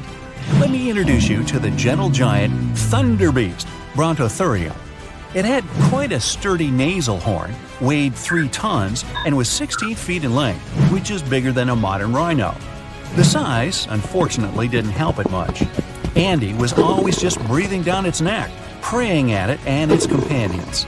Such a list definitely can't go without the menacing saber-toothed cat. Around 4 feet long, 100 pounds, agile, completely capable of hunting in coordinated packs. But you know cats, they like to brag about the catch they got on their own. That's our Megan, Megatherion. You can find her and her companions all over the world, in Europe, Asia, North America, and Africa. Now, we often think all big cats are into running after their prey, but Megan wasn't built for speed at all, nor did it sprint after her prey like some other cats. No, she preferred to wait for the prey to get closer. She would choose a good spot, climb up some tall tree, hide, and simply chill. After a while, some innocent herbivores would go there to drink some water, and bam! Surprise! Megan's down. Her hunting style is something we see in leopards today. Teeth were her main weapon, so gotta watch out for those big upper canines. Oh, finally a name I can more easily pronounce, so I don't have to come up with my own. The giant short-faced bear. This beast could run up to 40 miles per hour. After it cornered its prey, the bear would rear up to its full height, 13 feet, so the poor animal knew nothing good was about to come. Cave bears usually prefer vegetables, but as far as this short-faced one was concerned, nah, meat is way better. It liked to hunt as well as collect what other predators would leave behind. Also, as far as is known, apparently no one ever asked this short-faced bear, "Hey, why the long face?" Leo, the prehistoric lion, Thylacoleo. Gee, sounds like a pharmaceutical. Anyway, 5 feet long, 200 pounds, insanely strong jaws, sharp teeth, long retractable claws, muscular body. Hey, it's me. No, not really. It also had a surprisingly powerful tail. Leo actually comes from the land down under, where ancestral kangaroos lived, and they also had quite strong tails to balance themselves. Okay, speaking of kangaroos, here's one small surprise: Leo's roots. You would think kangaroos, koala bears, and giant wombats were there just to live a happy life until they became someone's breakfast. but their family somehow raised an animal that looked like a saber-toothed tiger but with bigger teeth. Yes, Leo, way to go, breaking the stereotypes. Leo was somewhere at the top of the food chain in his times, even though he had one quite strong rival, a giant monitor lizard, Megalania, or even some plus-size crocodile, Quincana. Okay, move guys, this is not a video about reptiles, wait your turn. Prehistoric age, dinosaurs ruled all over the region, making a mess, while other animals shiver in fear and hide from them. Hey, not so fast, dinos! There's Mr. R, Rapenomamus, a mysterious mammal that decided to stand up to the authorities. He showed up 130 million years ago and was a badger-like 3-foot-long animal. Doesn't sound much compared to the T-Rex and bigger dinos, but was way bigger than some of those feathery dinosaurs from the same time. Not only that, he would eat them. We don't know how exactly, but let's just say Mr. R had his own ways. I'm guessing it was for breakfast. Baby T-Rex was adorable. There, I said it. Hard to imagine those two words in the same sentence, but come on, even Big Bad T-Rex didn't pop out of its shell all big, scary, and fully grown. In its first few months on Earth, Baby T was a cute, fluffy, turkey-sized ball of fuzz. It was kind of like a weird-looking bird coming out of an oversized egg. Not enough food, dangerous surroundings, asteroids, Poor baby T's were so helpless and weak, only about half of them made it to their first birthday party. Scientists think their fuzz was there to keep them warm when they were still small and vulnerable. Plus, it helped them camouflage and stay safe. Baby T's didn't have big, sharp teeth yet, so they mostly munched on smaller reptiles and insects. Baby T's grew up pretty fast. They put on up to 6 pounds a day. Hey, I've done that. No, not really, just felt like it. The weirdest fact about them? When they were little, their arms looked totally normal compared to their bodies.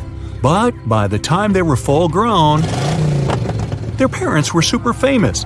Plastered all over t-shirts, that would be a T-Rex t-shirt, movies, and the greatest Halloween costume ever, in my humble opinion. But the T-Rex we know and love didn't really exist. First of all, speed. They weren't really that fast.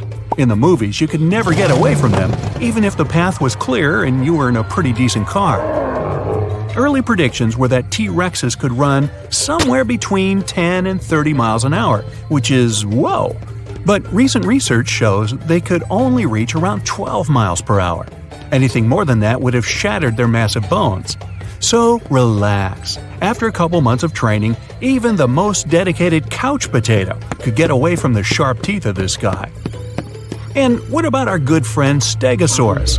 It lived around 150 million years ago, so it didn't even get the chance to meet those cute baby T's. They appeared much later. We all recognize this dinosaur. It's the one with those ridiculous upright plates on its back. They were sometimes up to 3 feet tall. You could hide behind one. Scientists still don't really know why they had them, but they think Stegosaurus could have regulated blood flow through them, like a massive bony thermostat. They also believe these dinos could use the same system to control their skin color, depending on whether they wanted to look good or look scary. Sounds impressive, right? Well, at least something about them does, because this poor thing had a brain that weighed just a tiny bit more than a tennis ball and was around the size of a walnut. That's a dog's brain in a hippo's body. Troodon was one of the most brainy dinosaurs. A great all-around fella, excellent hunter, stereoscopic vision, 6 feet long, and a brain that just won't quit. What a catch! Troodon's remains were one of the first dinosaur discoveries in North America. One of the weirdest members of the dinos was definitely, well, let's just call her Sue. If you met her, you'd feel like you're looking at a big turkey rat thing with a super furry body. It might be the long-lost grandma of the modern ground sloth. Its buddy, Pegamastax, definitely wasn't far behind when it comes to racking up the weirdo points. It looked like something between a porcupine and parrot. But don't say that to its face, it had a couple of pointy teeth that could sharpen against one another. The largest and one of the heaviest known dinosaurs was Argentinosaurus. No one ever found a complete skeleton, but this beast must have weighed about 100 tons and was about 130 feet long. Compare it to the biggest animal we have now, the blue whale. It's only 100 feet long. When someone says dinosaur, you probably imagine some big-as-a-building beast that could use a tree as a toothpick. Some of them were gigantic, true, like those long-neck, long-tail dinos. Those things were as long as an airplane. But many of them were small and lightweight, some of them the size of pigeons. The smallest dinosaur skeleton ever found was a tiny mouse lizard. Some dinosaurs had tails that were more than 45 feet long. That way, it was easier for them to keep their balance when running. But they didn't drag their tail along the ground. Dinosaurs kept pretty active and were quite fast, so they kept their tails in the air most of the time. Even though that naughty asteroid wiped most of them out, a lot of dino DNA stuck around and morphed into animals we know today, like birds. The first time anyone even thought of linking the two together was after they discovered a primitive bird in Germany, sehr gut. Later, researchers classified two groups of dinosaurs, depending on what kind of hips they had. The first group looked pretty familiar. They had lizard-like hips. The second group had bird-like hips. And a third group looked like Shakira, which is where her tune My Hips Don't Lie comes from. Actually, no. Also, plenty of old-school carnivores had bones filled with air, which is something birds have too. Birds may be the dinosaurs' living descendants, but some animals actually witnessed the age of dinosaurs. If only they could talk. Snakes, bees, sharks, crabs, lobsters, yum, crocodiles, cockroaches, even green sea turtles. They all actually saw real dinosaurs. So jealous. Carnivore dinos mostly walked on 2 feet. That way they could be faster and have their hands free to grab a little snackosaurus. Plant eaters walked on 4 feet so they could carry their heavy bodies. Some of the bigger plant eaters needed around a ton of food per day, literally. Imagine animals so big they had to eat a house-sized pile of veggies on a daily basis. Still, a huge bush a day keeps the doctor away. Is that where that started? There are around 700 known species of extinct dinosaurs. Sounds like a lot, but we probably haven't discovered them all. 5 years back, they found out about a new type of dinosaur. It had these stubby horns right above its eyes, which looked so much like the comic book character. They named it Hellboy. Hop on the bright side of life together with our brand new tees, hoodies, and more. Click the link to pick your choice. In the 90s, scientists discovered a crater in Mexico's Yucatan Peninsula. You know the story. Around 66 million years ago, a meteor the size of Mount Everest hit our planet and filled the atmosphere with dust, gas, and debris that caused a serious climate catastrophe. It triggered a heat wave and a blast wave that went up into the atmosphere, partially blocking out the sun. Game over. Thanks for playing, dinosaurs. The age of humans never crossed over with the dinosaur era. Dinosaurs disappeared more than 60 million years ago, but they existed on Earth for 160 million years. Modern-looking humans have only been around for about 250,000 years. Only 59 million years to go, people. Not all the dinosaurs were on vacation in Mexico when the asteroid hit. They lived all over the globe. Some lived in deserts, while others lived in areas near ancient rivers surrounded by thick forests and rich vegetation. They weren't too picky, so they lived wherever, even Antarctica. But it wasn't covered in snow back then. Both poles had forests growing on them. Most people imagine all dinosaurs to be grayish-green because of the movies. Plus, we usually just think of them as giant lizards. Scientists still don't know much about dinosaur skin tones, but researchers recently found some evidence that dinosaurs totally embraced the rainbow. One little guy had white and orange rings on his tail. Dinosaur is Greek for terrible lizard. Scientists used to think dinosaurs were mostly cold-blooded like snakes, lizards, or other reptiles. Turns out they were wrong, maybe. Some evidence pointed to them being warm-blooded like mammals. Somewhere in 2014, scientists discovered that most dinosaurs were mesotherms, a little of this, a little of that. And it turned out many of them had feathers, just like little baby T. It helped them regulate their body temperature. Another thing we got from the movies and totally thought was real: what dinosaurs sound like. Producers usually mix together a bunch of animal noises to get that authentic dino roar. T-Rex is usually a mix of alligator, tiger, and the squealing of a baby elephant. And that dreaded T-Rex breath? It was just the sound of air going through a whale's blowhole. And here you are, on Earth, 66 million years ago.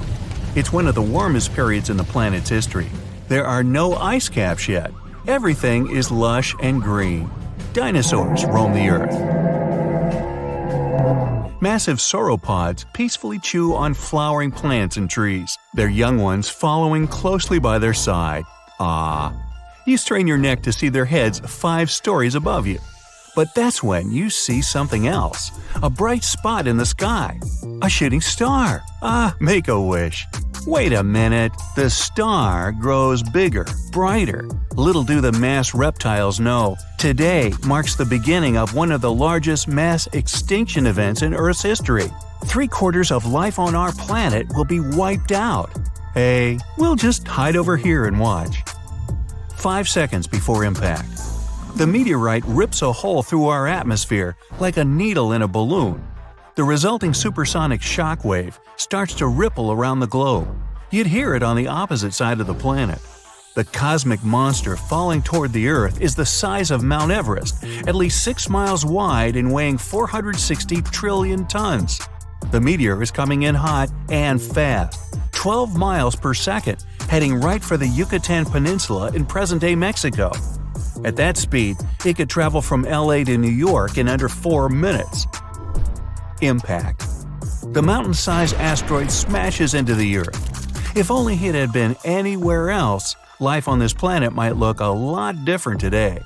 The Yucatan Peninsula, almost entirely underwater then, was one of just 8 places on the entire globe that would have let a giant space rock wipe out nearly all life on the planet, meaning the asteroid only had a 13% chance of causing a mass extinction, and it happened to hit just the right spot.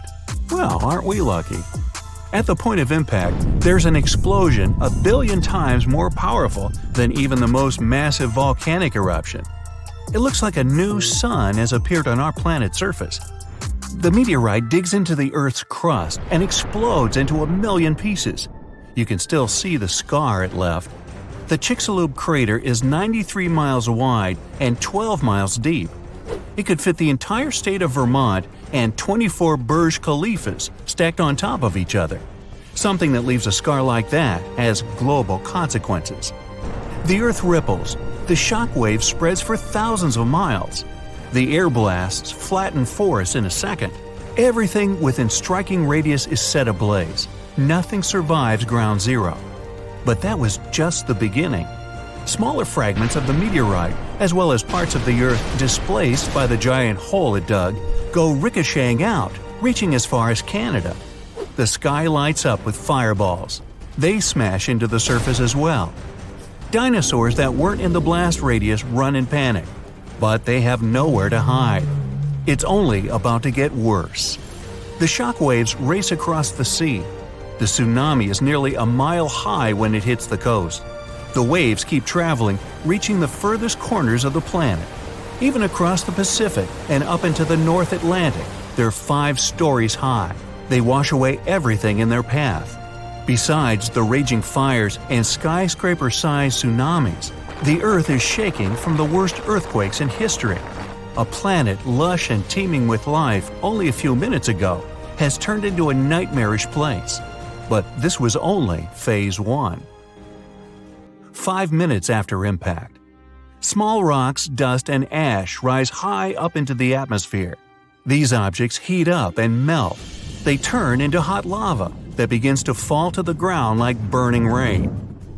10 hours after impact. Fires continue to engulf everything in their path. Some surviving dinosaurs in North America try to escape to unknown territories, but now they're in dense swamps and can't escape. 1 month after impact. 15 trillion tons, 2.5 million times the weight of the Great Pyramid of Giza. That much ash and soot are released into the atmosphere. The cloud covers the entire planet and blocks out the sun. The Earth sinks into darkness. Surviving plants can't photosynthesize. Oxygen levels drop. Any animals left at this point are finally done in from lack of air. But the worst consequence was the extinction of phytoplankton. The entire oceanic food chain starts to collapse like a house of cards. Many marine animals have lost their main source of food. Surviving animals on land also can't find anything to eat. There are no plants for the herbivores, and soon no herbivores left for the meat-eaters. And still, there's the acid rain. The Chicxulub meteorite hit a place where there was a lot of sulfur. The heat of the impact vaporizes the toxic gas instantly. It mixes with the air in the atmosphere. Acid rains fall all over the planet. The oceans become toxic. And if all that doesn't get them, the cold finally finishes off the job. With the sun blocked out, the burning fireball that is our planet starts to cool down. What's left in the wake? Plants are a little luckier than animals. Seeds and pollen are able to survive these harsh times. The first to slowly paint the charcoal planet green are ferns. The wind carries their seeds, sprinkling them across the earth over 10 years. Then come the palms. The new planets produce oxygen and feed small mammals. Of the reptiles, only turtles and ancient ancestors of crocodiles can survive the temperature and acidity of the planet's waters. Unbelievably, some bird-like dinosaurs survive too. Other species of birds evolve and survive to this day. Sadly though, all terrestrial animals over 50 pounds in weight went extinct. It took much longer for the animal kingdom to recover. Larger mammals, such as rhinos, began to appear only 15 million years after the dinosaurs disappeared. Blue whales, the largest living creature this planet has ever seen, bigger than any of the dinos, only showed up a little over 4 million years ago. Did the dinos have a fighting chance? Scientists say that if the meteorite had hit in the deeper ocean, the story would have gone a lot differently. Yes, the resulting tidal waves would have been 10 times higher than the already massive ones that rippled across the planet. But even a giant mega tsunami wouldn't be able to wipe out 75% of plant and animal life on Earth. What really did the dinosaurs in was the global blackout. If the meteorite had hit in deeper water, not the shallow sea of the Gulf of Mexico, there wouldn't have been so much dust and ash in the atmosphere. That dropped the oxygen levels and cut off the food chain from the very bottom. There's a theory that climate change and other conditions on Earth 66 million years ago would have still wiped out the dinosaurs, no meteorite necessary. It could be a supervolcano erupting and spewing out large amounts of sulfur and ash into the atmosphere. Perhaps the meteorite just sped up the inevitable. Now let's move on to a more interesting question. Could humanity survive a meteorite impact like that? Back then, not a chance, obviously. But if something like that were to happen in our time, we have an advanced intellect and technology. We've filled the cosmos with probes and satellites, so we know about any possible meteors headed straight our way. It wouldn't take us by surprise. Now, we might have to hide deep underground to avoid the blast wave and tsunamis. And you'd need enough food down there to last for at least a year. And don't forget your toilet paper. But with the right prep, humanity could stand a chance. The main problem after such an event is to survive the global winter when the ash covers the sky. But our species can handle it. Just ask anyone living in Oymyakon, Russia. The town of 500 people holds a Guinness World Record for the coldest inhabited place on Earth. They've seen the thermometer read minus 90 degrees Fahrenheit. What about preserving plant and animal life? Our species has been working on that for a long time. There's a World Seed storage facility on Svalbard Island. It's about 40 stories underground and can hold over 2 billion samples. The location was chosen because of the permafrost climate and low tectonic activity. Preserving all the planet's animals would be a tougher job. Perhaps genetic engineering, cloning, or something else would work. Herding them all down into a bunker? I mean crocs, bears, and snakes included? I think I'd rather try my luck above ground, thank you. Hello and welcome to the fight of the century. Today in our ring is Tyrannosaurus Rex, the king of all dinosaurs that lived on Earth about 70 million years ago. T-Rex was one of the largest terrestrial predators ever existed. Even its name, Rex, means a king. And a round of applause for its opponent, Spinosaurus, a large lizard-like dinosaur that's 20 million years older than T-Rex. It can be recognized by the sail on its back. With its help, Spinosaurus could scare away predators and appear even larger than it actually was. And with that sail and tail, it was one of the few dinosaurs that could swim. We'll have 5 rounds plus a bonus round. The challengers will get 1 point for each round, and then they will step into the ring for a final battle. The first round is size. The biggest individual of T-Rexes was Scotty. Its legs alone were taller than a basketball hoop. And if T-Rex straightened its back, it would be taller than a 4-story building, bigger than the tallest diving board at the Olympics. It's the height of almost 7 adults. Its feet left footprints on the ground the size of a large dog. And although its forelimbs were only 3.5 feet long, T-Rex remained the most dangerous dinosaur of its time. Spinosaurus walked and ran, leaning toward the ground. It was longer than a school bus. Its skull was one of the largest of any dinosaur that ever existed and looked like the skull of a modern crocodile. It was up to 5 feet long. Spinosaurus had a sail on its back the size of an adult human. Its hind legs were much smaller than those of T-Rex and were only 25% of the length of the entire Spinosaurus body. Its tail was elongated and more massive than that of T-Rex because of the tilted gait. The long tail at the back had to balance the heavy body in front. So, Spinosaurus was bigger than T-Rex, and the first point goes to it. 1-0. Moving on to the next category. Wait, no, I mean how heavy. If we put T-Rex on one scale, we would need at least 4 big SUVs to balance it out. 14 tons. The heaviest land animal is the African elephant, but it loses to the ancient dinosaur twice. But for its bones, the weight could have been even greater. They were hollow, so T-Rex could stay fast and agile. Otherwise, it would be almost twice as heavy and way slower. When Spinosaurus ran after its prey, it caused a small earthquake. Its weight was 1 SUV more than T-Rex's, about 18 tons in total. And just like T-Rex, Spinosaurus had hollow bones, but it was still heavier than a large cargo helicopter. So in this round, Spinosaurus wins again, and the score is now 2-0. And the next round is agility. Spinosaurus's top speed was about 21 miles per hour. In general, modern dogs can run at this speed. The fastest man in the world, Usain Bolt, can reach speeds of 27 miles per hour. So, Spinosaurus could catch up with him over a long distance. But Spinosaurus was also one of the few dinosaurs that could swim. This gave it the ability to eat fish and the ancestors of modern stingrays. And if Spinosaurus was cornered by other predators, it could always escape and hide in the water.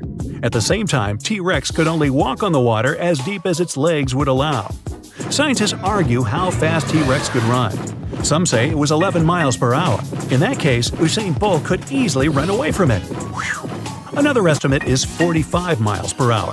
At that speed, T-Rex could get from New York to Philadelphia in about 2 hours. It was as fast as a modern car. If you met a T-Rex in a safari jeep, chances are you wouldn't escape from it. Also, T-Rex was very maneuverable. It used its tail to keep its balance. And by turning its tail, it could turn and change direction very quickly. For that speed and agility, T-Rex gets its first score, 2-1, in favor of Spinosaurus. And we move on. Strategy. The strategy of Spinosaurus is hard to determine because of the variety of its food. It's somewhat similar to grizzly bears. Spinosaurus mostly fed on fish, and it got its food by grabbing small fish, rays, and other marine animals. Scientists claim Spinosaurus was highly intelligent because it would often eat things it was unable to get on its own. Yes, these dinos waited until some larger predators had finished their meal and feasted on leftovers. Something we still do at my house on Tuesday nights. The main tool of Tyrannosaurus was the jaw. It had the power of a crocodile's bite. That means it could easily break even very large bones. And you wouldn't be safe even if you were sitting in a car. That's enough bite force to bend metal. The second technique of T-Rex was ramming. Imagine a big truck coming at you at high speed. Such a battering ram could take down even a brick wall. Besides that, it had powerful limbs and a tail. It used them to knock the opponents off their feet and then hold them motionless on the ground. So T-Rex was a more brutal and capable fighter. It gets a point for that, and the score becomes tied 2-2. And now it's time for the bonus round, the Audience Choice Award. Meanwhile, dinos are having a little break. T-Rex is a true pop culture star. You may have seen it in movies, games, and even memes. Once, T-Rex's face was even on postage stamps. And the world's most famous fossils, of course, it's T-Rex skeleton in the American Museum of Natural History. But such popularity led to many myths about it.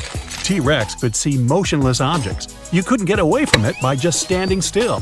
What's more, its eyesight was 13 times better than humans, and its sense of smell was excellent. It could track you like a hound dog. Unlike T-Rex, Spinosaurus is neither a movie nor a museum star. Today, there's no complete skeleton belonging to this dinosaur. Now scientists are looking for Spinosaurus's fossils. So, in the near future, we'll probably find out how epic this guy really was. The bonus round has no effect on the score, so we're still tied 2-2. The last round will decide everything. Combat tools. Spinosaurus used its teeth to get food. They were slightly bigger than your finger and as sharp as a needle. And there were 7 of them at the very tip of the jaw. But they were too short to do any damage to big dinosaurs. The rest of the teeth were deep in the jaw and were used for chewing. Other dinosaurs feared the claws of Spinosaurus. One of his thumbs could be as long as the distance from the tips of your fingers to your elbows. And this thumb ended with a sharp hook-shaped claw. These claws could leave a big mark on the skin of even the biggest dinosaurs. Now, let's look at the fighting tools of Spinosaurus's opponent. We know about the strength of T-Rex's bite, but it could have been even greater if their cone-shaped teeth had been stronger. They were the size of a large banana. This made them extremely sharp at the ends, but their enamel was pretty thin. Another tool were the claws. They were razor-sharp and as big as a TV remote control. And its tail was so massive that its blow could knock down even a very large dinosaur. Time to let our fighters back into the ring. During the break, T-Rex chased a small dinosaur and ran out to the coast. Spinosaurus was waiting in the water looking for some snack. T-Rex rushes forward first. It reaches its maximum speed and tries to use its battering ram, but Spinosaurus manages to bounce aside. Agile T-Rex turns around quickly and knocks Spinosaurus off its feet with its massive tail. Then it tries to crush it with its foot. But Spinosaurus begins to swing its limbs around and scratches T-Rex. This gives it time to get on its feet. But in the next second, T-Rex bites it hard. Spinosaurus decides to retreat towards the water. T-Rex chases it until it's up to its neck in the water. It can't chase it any longer because it's not that good at swimming. Spinosaurus doesn't want to continue the fight and swims away to a safer place. And T-Rex wins this fight and takes the title of champion of all land dinosaurs. Are we off? Okay. Whew. Good thing the folks at home can't smell this. These guys stink.